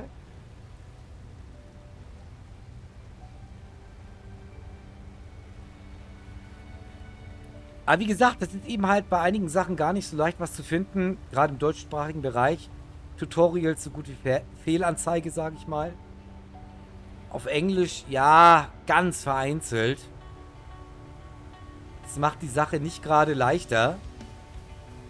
Es gab hier, wenn ich mich richtig erinnere, ich weiß nicht, wer von Anfang an dazu gesehen hat. Ich meinte, wir hatten zum Anfang ursprünglich ein Tutorial. Ich weiß nicht, wo das abgeblieben ist. Ich hoffe, es kommt mit den nächsten 2 Updates wieder rein. Vielleicht auch ein bisschen ausführlicher als das ursprüngliche Tutorial. Mit so gerade ein paar Tipps, hier zum Beispiel Sturmfahrten und solche Sachen. Dass man da als Anfänger nicht ganz auf verlorenem Posten ist, ne? Weil, wie gesagt, was im Internet zu finden ist, ist eher übersichtlich. Also es gibt mehrere, auch sehr schöne Let's Plays, aber Tutorials, nö.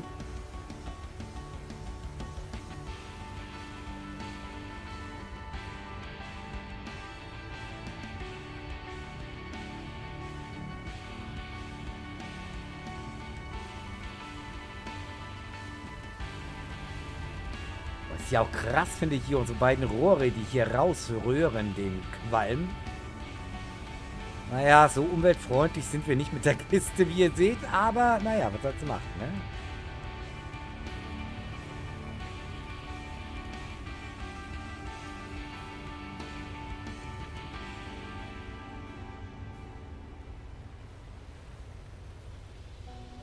So, lass mal kurz gucken. Nicht, dass wir hier den Kurs komplett verlieren. Ich versuche mal, dass wir uns wieder so ein bisschen auf den Kurs einsteuern, ohne dass wir jetzt hier irgendwo uns überschlagen oder ähnliche Scherze.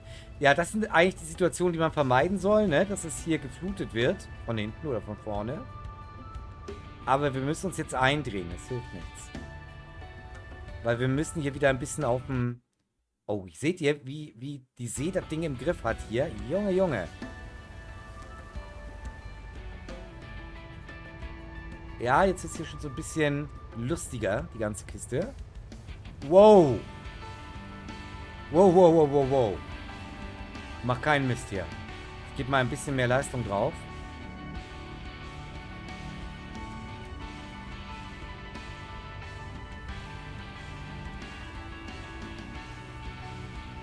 Eieieiei. Ich wollte schon sagen, geht er gleich wieder auf Tauchstation? Aber nein, Gott sei Dank nicht.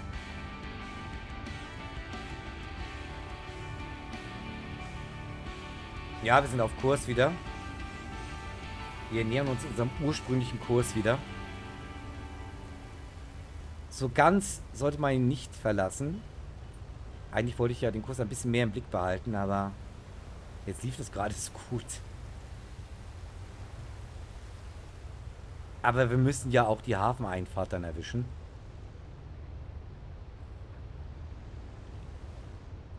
Wow! Wow! Pirouette! Okay. Also Action ist hier heute geboten. Kann man sich nicht beschweren.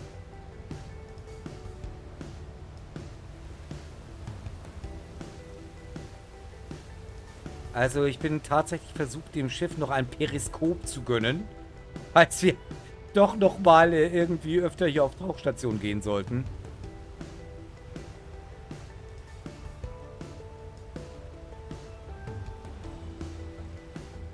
Ja, hier durch die Gischtkrone sieht man jetzt sehr schön, ne? Wo die Welle langläuft. Ja, Gott sei Dank. In meinem Fall sogar verschweißt. Man weiß ja nie. Das ist übrigens sehr interessant. Das wird tatsächlich bei größeren Frachten gemacht. Damit die nicht verrutschen während der Fahrt auf großen Containerschiffen. Wird zum Teil die Fracht tatsächlich verschweißt auf dem Schiff. Wusste ich auch bislang noch nicht. Aber da ich gerade so im Thema drin bin, habe ich mir ja auch die ein oder andere Doku mal angeguckt. Weil ich war da natürlich auch ein bisschen neugierig. Ne? Und dann erfährt man doch ein paar interessante Sachen so nebenbei.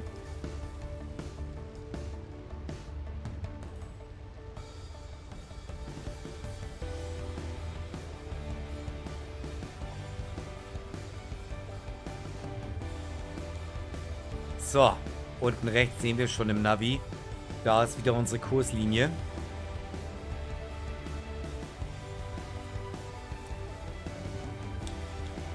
Also wenn wir ankommen, dann müssen wir auf jeden Fall mal hier einmal durchtrocknen, den ganzen Laden, ne?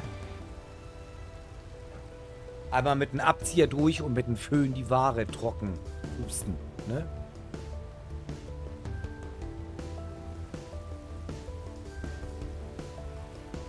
Also das muss schon sein.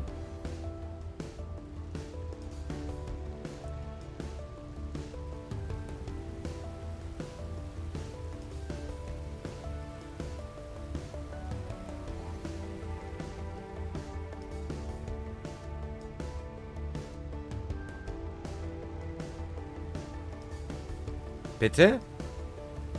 Moment, du willst JJ anheuern oder willst du bei JJ anheuern, ne? Also jetzt kriegen wir hier Interessenskonflikte, mein Lieber.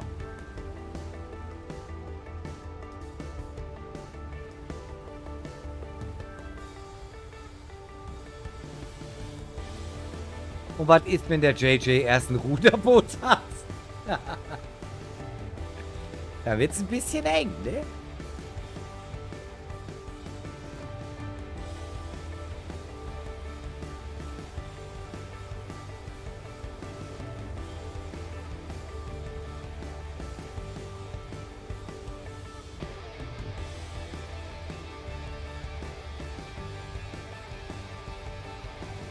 Oh, guck mal, ist das nicht schön? Ist das nicht schön, Kinder? Na, das will ich mal nicht behaupten, ne? Welle muss nur groß genug sein. Und ich denke mal, beim Ruderboot sind da einige Wellen, die groß genug sind. So, Leute, wer seekrank ist, ne, mal ganz kurze Triggerwarnung.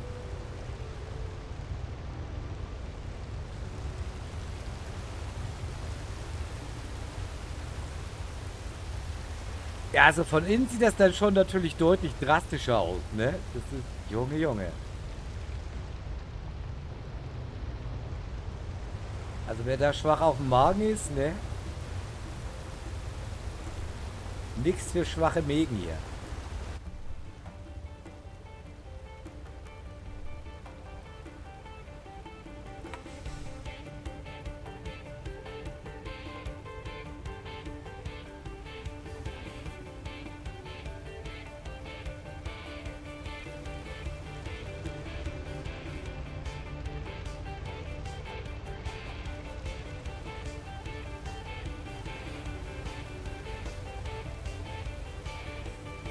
Aber seht mal, was für ein Speed wir durch den Wellenkamm kriegen, ne? So bei der Abfahrt aus dem Wellenkamm kriegen wir bis zu 16 Knoten drauf.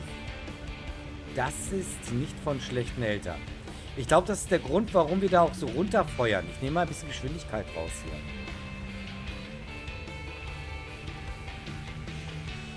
Weil die Abfahrt aus der Welle, die gibt uns so einen Schubs. Ja, ja, das ist... Oh, Junge. Oh, ne, ist schon wieder zu wenig. Okay. Das war zu wenig. Nee, dann lassen wir es mal sehen.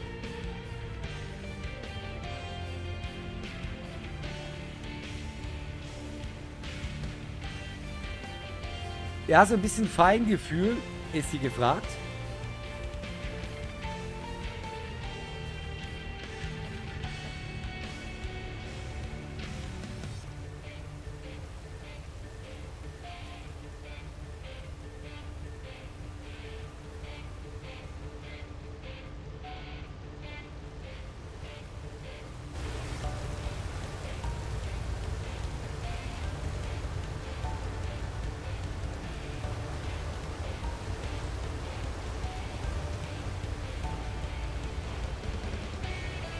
Das Beste kommt ja gleich noch, Leute. Das Abladen.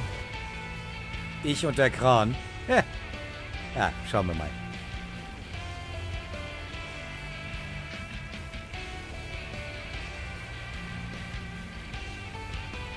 Oha, jetzt gibt es hier noch ein bisschen Nebel. Ich glaube, guck mal kurz auf Sonar. Nicht, dass wir hier irgendwo auflaufen. Hier sehe ich aber noch nichts. Okay, scheint noch safe zu sein hier. Trotzdem würde ich vorsichtshalber hier beidrehen. Auch wenn das jetzt gerade mit dem Wellengang nicht so günstig ist, aber ich möchte hier nirgendwo auflaufen. Das tut nicht Not. Oha, jetzt hier 5 Knoten. Es wird schon ein bisschen massiver hier gerade.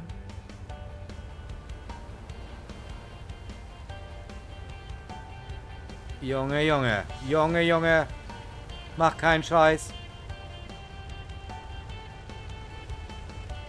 Neblig auch noch. Keine gute Kombination hier.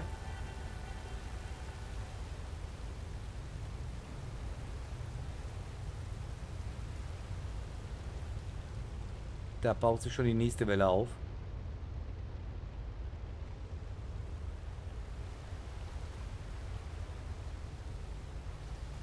Also ich bin immer wieder hier nachkorrigieren mit der Geschwindigkeit. Das sind so Erfahrungswerte, die muss man sich halt erspielen. Im wahrsten Sinne des Wortes.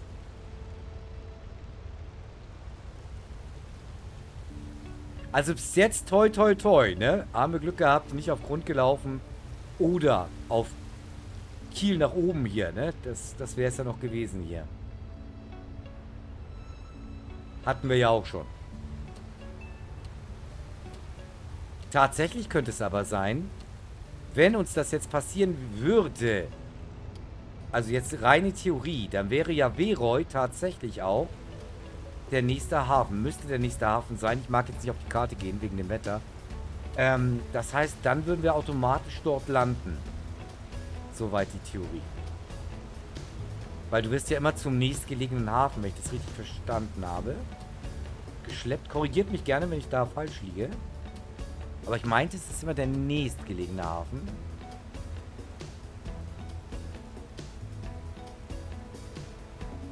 Ich bin mir da nicht ganz sicher.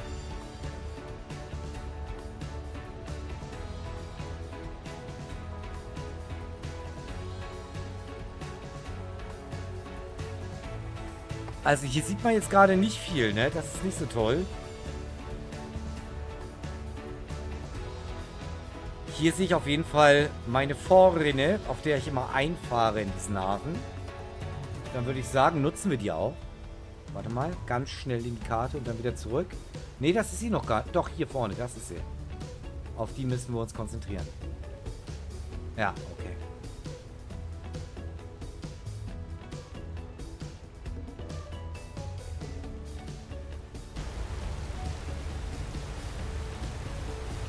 Ich hatte ja eigentlich die Hoffnung, dass in Küstennähe sich ein bisschen beruhigt, ne? Aber nix. Nullinger.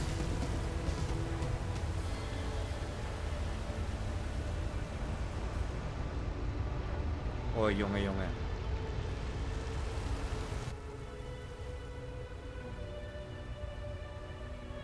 Immer noch 5 Knoten.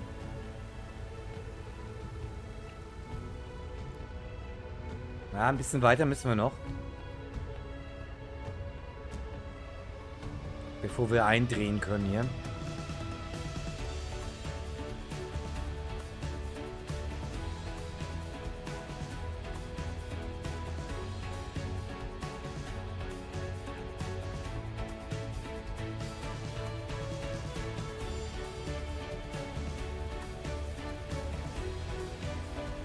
Junge. Was ein Schiedwetter jetzt auf einmal.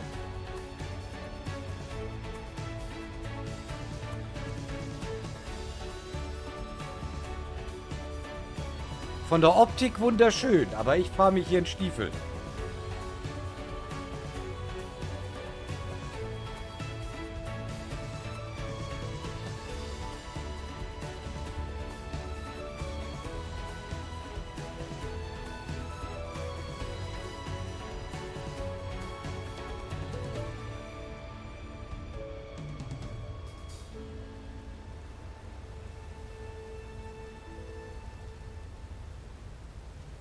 Das müsste jetzt noch nicht die nächste. Okay. Die nächste ist unsere. Nächste Spur ist unsere Abbiegespur.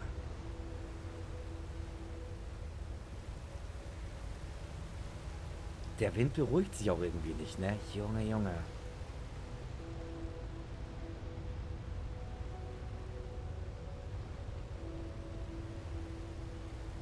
Was mir eigentlich am meisten Sorgen macht, ist der Nebel. Also betreffs dem Anlegen.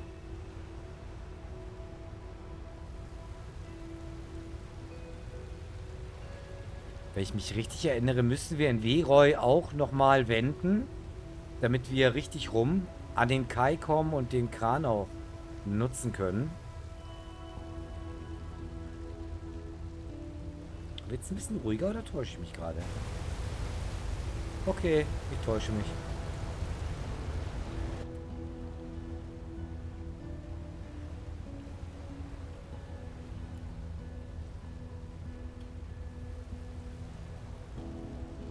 Ja, ich werde mich jetzt gleich ein bisschen dichter an unseren Kurs halten.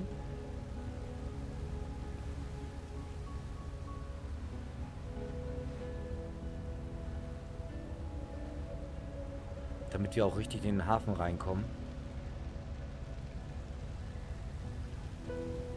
Junge, was ein Scheißwetter. Mach mal vorsichtshalber den Suchscheinwerfer ein. Man weiß ja nicht, ne?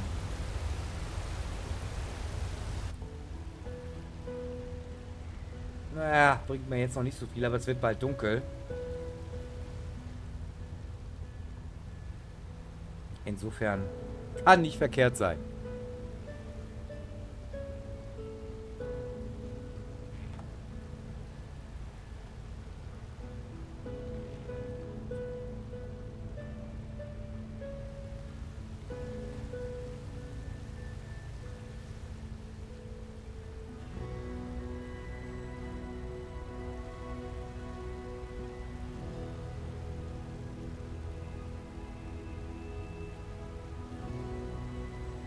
Ja, jetzt wird es tatsächlich ein bisschen ruhiger hier. Man merkt, dass wir uns dem Festland nähern.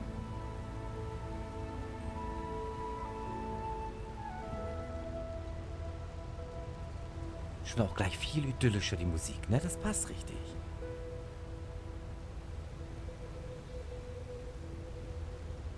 Ja, alles gut.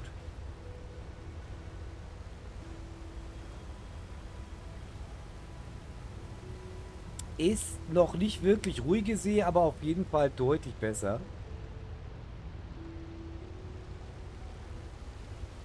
Ich hoffe, das bleibt so.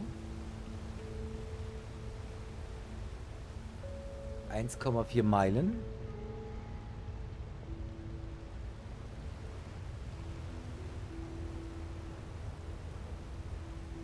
Okay. So Leute, Daumen drücken, dass das so hinhaut, wie ich mir das vorstelle.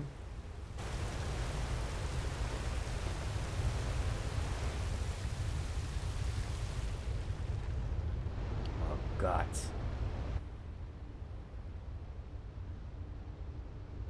U-Boot! U-Boot-Alarm! Juhu! I believe I can fly.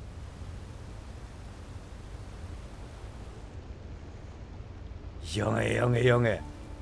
Heute ist aber richtig Action-Tag heute hier. Junge, was ist denn hier los?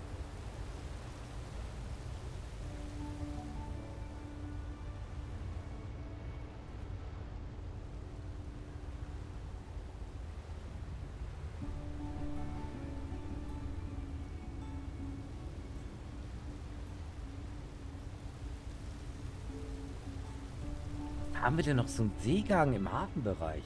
Junge. Geht ja gar nicht.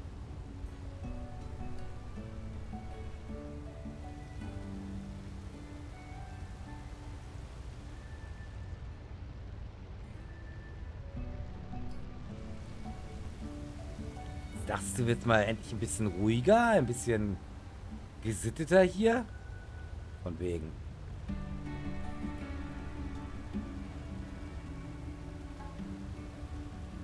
Also wenn das noch so unruhig bleibt, die See im Hafen auch, dann wird das so eine Sache mit dem Abladen, ne? So, ich gehe mal das Risiko ein. Ich werde mal jetzt hier unsere Automatik zur Unterstützung anfordern, dass wir hier sicher auf unserem Kurs in den Hafen reinkommen. Ich hoffe, das haut hin.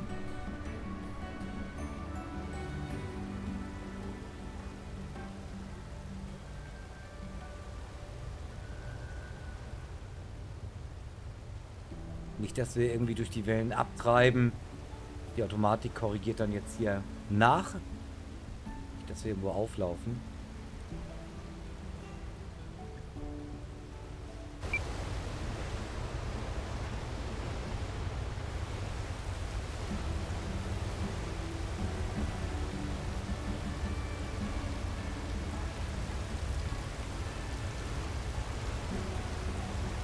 Jawohl, und da sehen wir auch schon Veroy in seiner ganzen Pracht.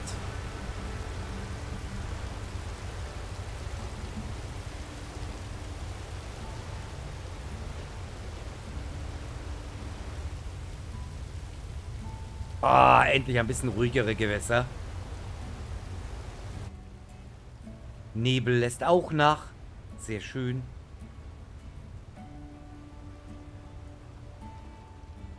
So, wir können ja unsere Ankunft hier schon mal dann ein bisschen vorbereiten.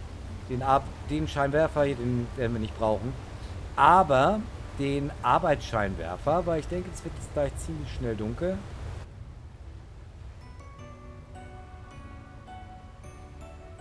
Dass hier schon mal unsere Arbeitsfläche beleuchtet ist, dass wir mit dem Kran abladen können, im Fall des Falles.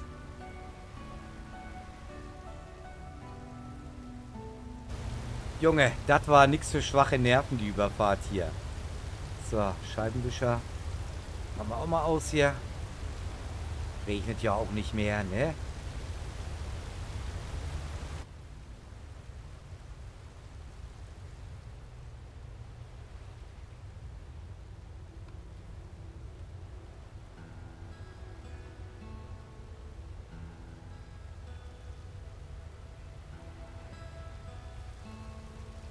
Junge, was macht man nicht alles fürs Geld, ne? Und davon werden wir hier noch eine ganze Menge brauchen. Bei den Tier 3 Schiffen sind wir schon bei den zweistelligen Millionenbeträgen. Leute, Millionen. Na, also, Papa muss sich da was einfallen lassen. Wir brauchen Kohle.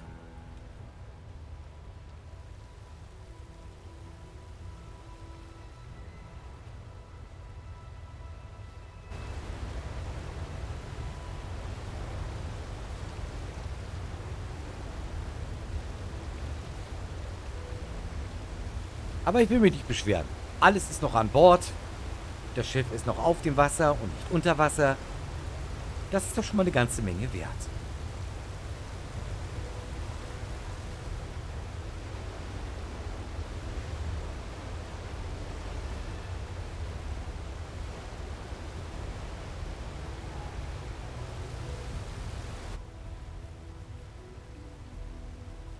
So, jetzt sollten wir links beidrehen, beziehungsweise Backboard.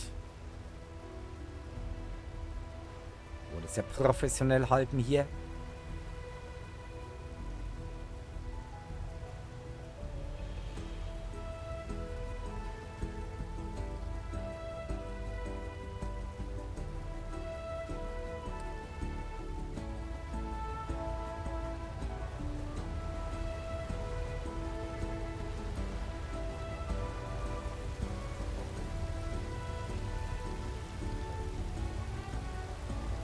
Das ist tatsächlich die erste Sturmfahrt, die die Janfedder 2 überlebt hat. Ohne zu kentern. Applaus bitte. Ja, ich bin froh. Das heißt, wir können unsere Ware ohne Verzögerung abliefern.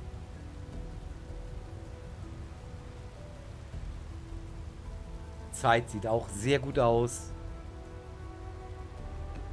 Das heißt, wir müssen uns jetzt beim Abladen auch keinen Stress machen.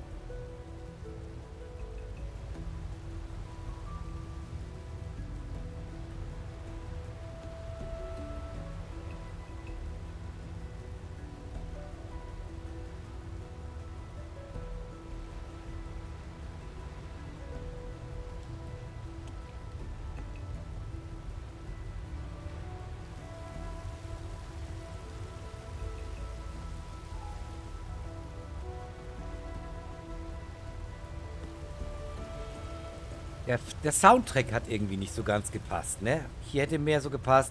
Durch den Monsun und so weiter. Na, ihr wisst schon. Aber habe ich nicht und würde ich auch nicht spielen. Ich bin jetzt nicht wirklich Tokyo Hotel-Fan und zweitens Urheberrecht und so, ne? Aber gepasst hätte es.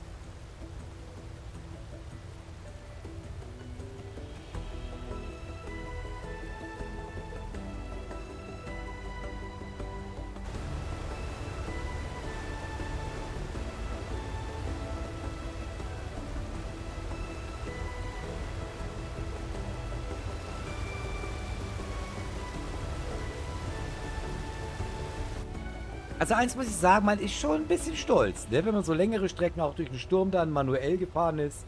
und immer noch über Wasser ist, das erfüllt dann schon so ganz, ganz kleines bisschen, so ein bisschen mit Stolz.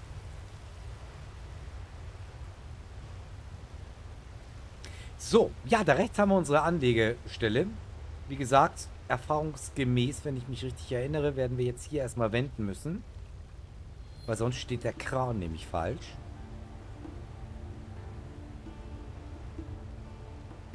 Das ist auch so eine Sache, die ich mir angewöhnen musste. Mir erstmal die Häfen angucken. Wo stehen die Kräne? Wie stehen die Kräne? Vor allen Dingen zu den Anlegepositionen, die da markiert sind. Weil er muss ja auch ausgefahren lang genug sein, der Kran, damit er deine Fracht runterwoppen kann. Das funktioniert nur, wenn das Schiff richtig steht.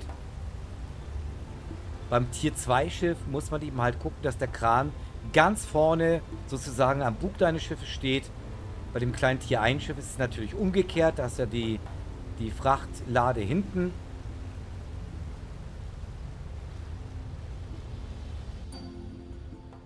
So, jetzt wollen wir mal gucken, dass wir hier mehr oder weniger elegant dann noch wenden können.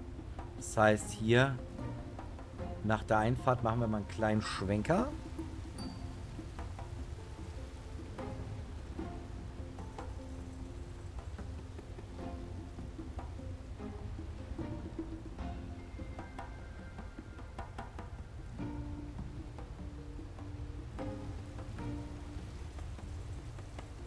Okay.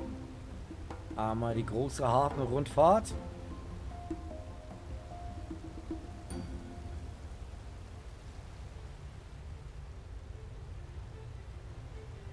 Ich bin jetzt extra mal einen größeren Bogen, vorsichtshalber. Dass wir da wirklich auf Nummer sicher sind und nirgendwo anecken. Okay.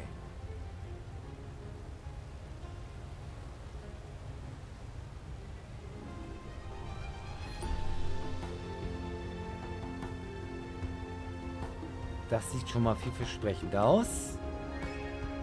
Ja, die Markierung, diese dunklen Markierungen, Parkmarkierungen nenne ich sie jetzt einfach mal so, oder Anlegemarkierung. Bei Nacht, ich habe schon mal angesprochen, in der dunklen Farbe jetzt nicht so günstig, ne? Also es wäre schön, wenn sie das ändern würden oder wenn man die Möglichkeit hat, die Anlegefarben selber vielleicht sogar einzustellen. Das wäre schon eine schöne Sache.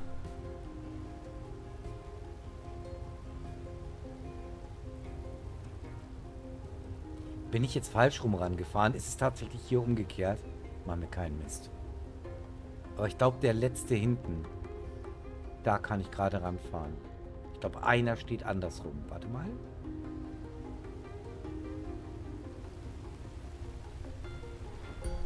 Ja. Okay, jetzt ganz, ganz Suche mit Gefühl. Da vorne seht ihr den Kran, halb links vor uns. Und jetzt werden wir mal sehen, dass wir so dicht wie möglich an den Kai rankommen und natürlich auch an den Kran. Na komm, kein Scheiß hier. Okay, das sieht gut aus. Ja, ja. Anlegen. Jetzt hier sofort. Okay, das sieht gut aus, Freunde. Das sieht gut aus. Okay. Motor aus. Regensachen an. Und, ne, ab dafür.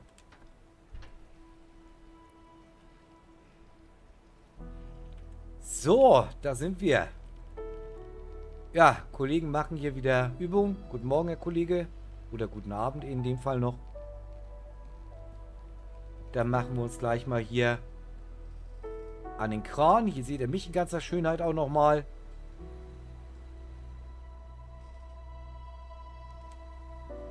Ach so, ja, Entschuldigung, jetzt bin ich hier nicht weit genug an den Kran rangegangen.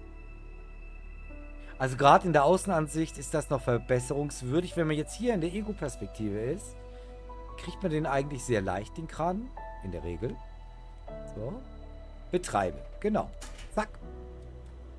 Und jetzt geht's los. Einmal entladen, bitte.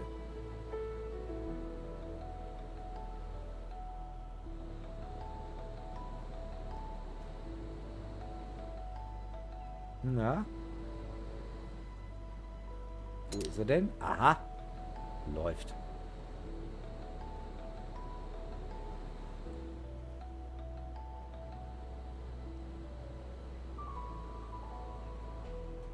So, ich fange mal hier oben an, dass wir ein bisschen Platz haben, dass wir da nicht in Schwierigkeiten geraten.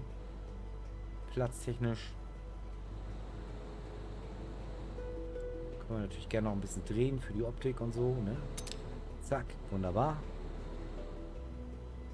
Ah, so langsam habe ich mich beim Kran eingefuchst, ne? Es geht so langsam. Alles Gewöhnungssache. Auf dem Tier 3 Transportschiff habt ihr sogar 2 eigene Kräne an Bord, mit denen ihr eigenständig ohne die Hafenkräne abladen könnt. Da bin ich schon sehr gespannt drauf, aber wie gesagt, dafür muss der Papa noch lange arbeiten und lange sparen.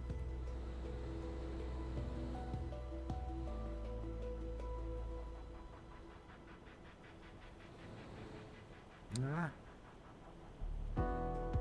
Ging doch ebenso gut. Naja, ihr seht, das Ganze ist ja auch eben halt natürlich immer in Bewegung, ne? Das ist... macht die Sache nicht einfacher. So.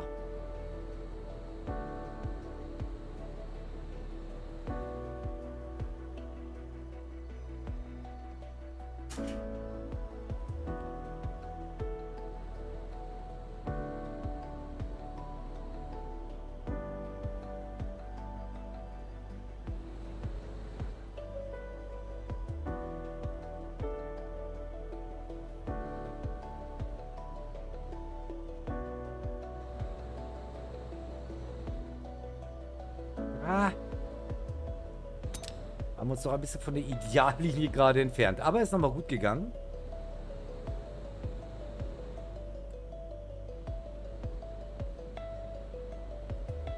Also im Moment, im Early Access, könnt ihr noch alle Kräne für alles benutzen. Also für kleine, mittlere und große Fracht.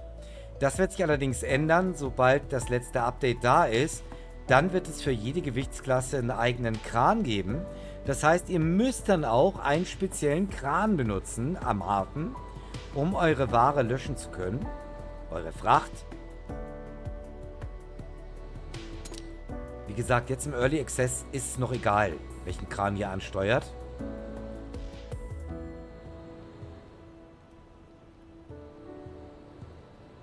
Deshalb, wie gesagt, möchte ich auch unbedingt hier das Cargo 3 Schiff haben, also Cargo Schiff der Klasse 3. Weil dann hast du deine eigenen Kräne, dann ist das egal. Ne?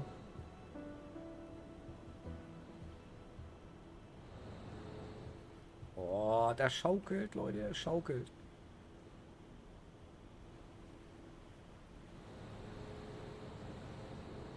Na? Satz mit. Hier, Kollege, du stehst im Weg. Mach dich vom Acker. Hau die Hacken hinterher. Wo kein Schnee dicht kann gelaufen werden. Also besonders helle sind die Kollegen nicht, ne? Vielleicht sollten wir froh sein, dass sie noch nicht mitarbeiten. So. Kann das sein, dass ich jetzt nicht abstellen kann, weil der Kollege da rumwurstelt? Gehen wir mal ein bisschen weiter zurück.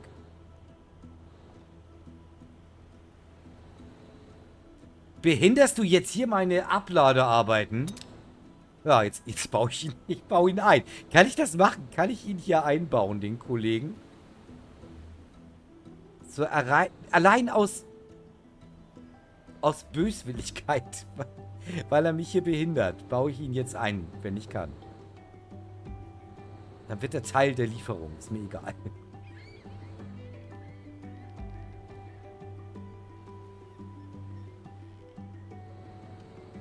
Ja.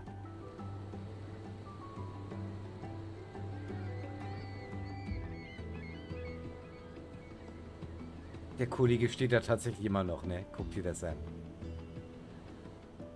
Wäre schon geil, wenn ich den jetzt einbauen könnte. Da sind ja genügend andere Kollegen unterwegs, die können ihnen dann unterwegs was zu essen mitbringen oder so. Ja, wer im Weg steht, hat leider verloren, ne? So ist das eben halt.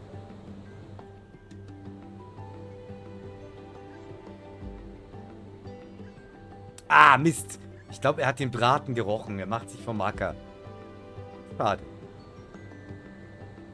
Ich hatte da schon diabolische Pläne.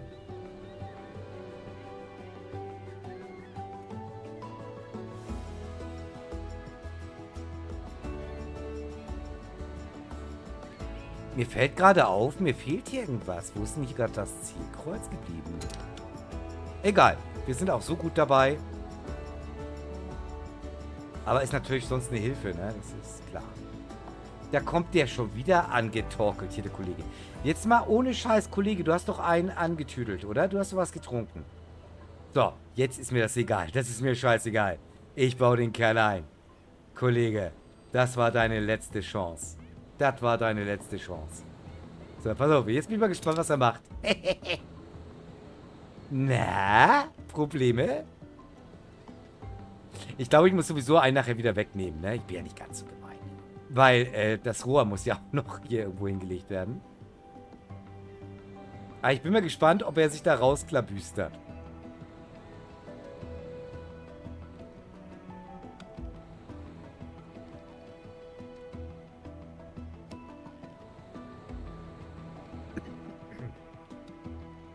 So.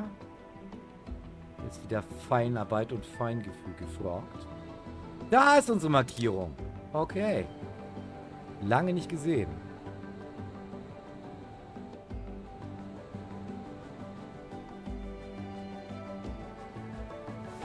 Ja, schade. Jetzt hatten wir den Kollegen... Jetzt ist es schon wieder da. Oder immer noch. Ich weiß es nicht. Egal. Es hilft nichts. Ich muss ihn leider befreien, weil sonst kriegen wir unser letztes Teil hier, das Rohr, nicht hin. Aber schön, man kann unachtsame Mitarbeiter einbauen. Sehr schön. Ja, ich brauche jetzt Platz fürs Rohr. Schade, aber es geht. Es geht. So. Ich würde sagen, dann stellen wir den Kollegen hier auf seinen Pendant, der hier rechts daneben steht.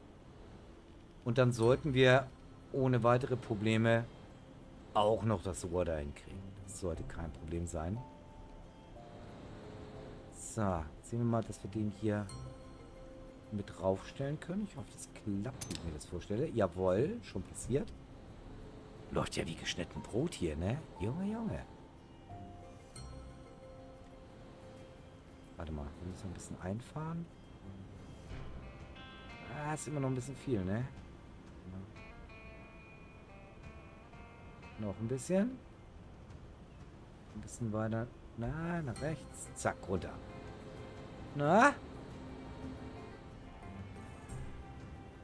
Schon. Du willst es doch auch. Jawohl.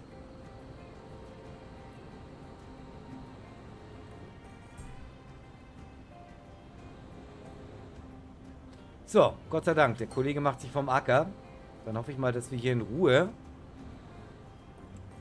abladen können. Nicht, dass er uns gleich hier wieder in die Arbeitsfläche läuft hier. Weil sonst hat er tatsächlich verloren. So, Auftrag ist abgeschlossen. Heide Witzka. Junge. Hui. Das war nicht ohne. So. Dann machen wir hier erstmal Feierabend. Hier sehen wir übrigens mal das Sonar. Hier seht ihr das mal mit Landmasse. Also, ne, ist nicht nur Deko, wird tatsächlich auch angezeigt. Bloß während unserer Fahrt gab es da eben halt nicht so viel zu sehen, ne? Ist klar. Gut, dann machen wir hier erstmal die ganze Butze aus. Positionslichter lassen wir vorsichtshalber an. Arbeitsscheinwerfer aus, Innenbeleuchtung aus, Motor ist sowieso aus. Dann machen wir hier erstmal die Butze dicht.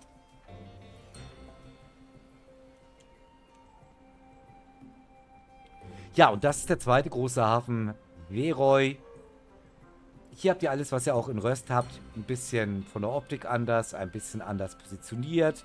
Hier haben wir jetzt die Fischerei gleich neben dem Büro und unserem Werftgebäude, was ich ganz angenehm finde. Wenn wir hier runtergehen, da seht ihr schon, da hinten ist dann auch unsere Werft. Sehr coole Sache. Ja, Freunde, dann hat es doch besser geklappt, als ich mir gedacht habe. dann soll es für heute das gewesen sein. Ich hoffe, ihr hattet ein bisschen Spaß. Wenn ja, lasst gerne ein Follow da. Wenn ihr es als Wiederholung auf YouTube sehen sollt, gerne natürlich auch Daumen hoch, Glocke läuten und abonnieren. Kommentare, rein damit, immer gern gesehen. Lasst den Algorithmus tanzen, Freunde. Na? Gut, Freunde, falls wir uns an diesem Wochenende nicht sehen sollten, wünsche ich euch schon mal einen wunderschönen Start ins Wochenende. Und ja, schaut gerne mal wieder rein. Bis zum nächsten Mal. Tschüss. Hier kommt der Sound, um die Welt zu erschüttern. Peruplays bringt den Wahnsinn zum Mitspinnen. Simulation, RPGs und Action, pur von Zypern aus im Stream. Jede Sekunde nur.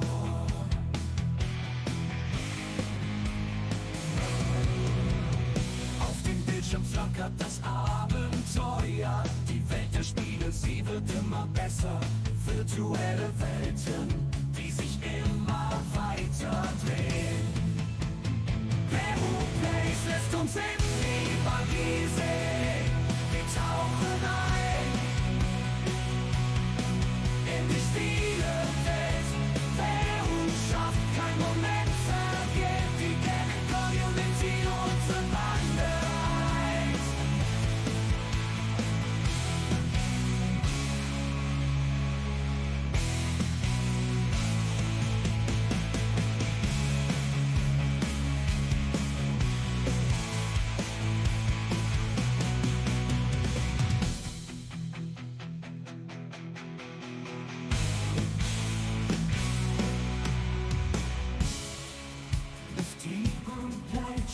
Action pur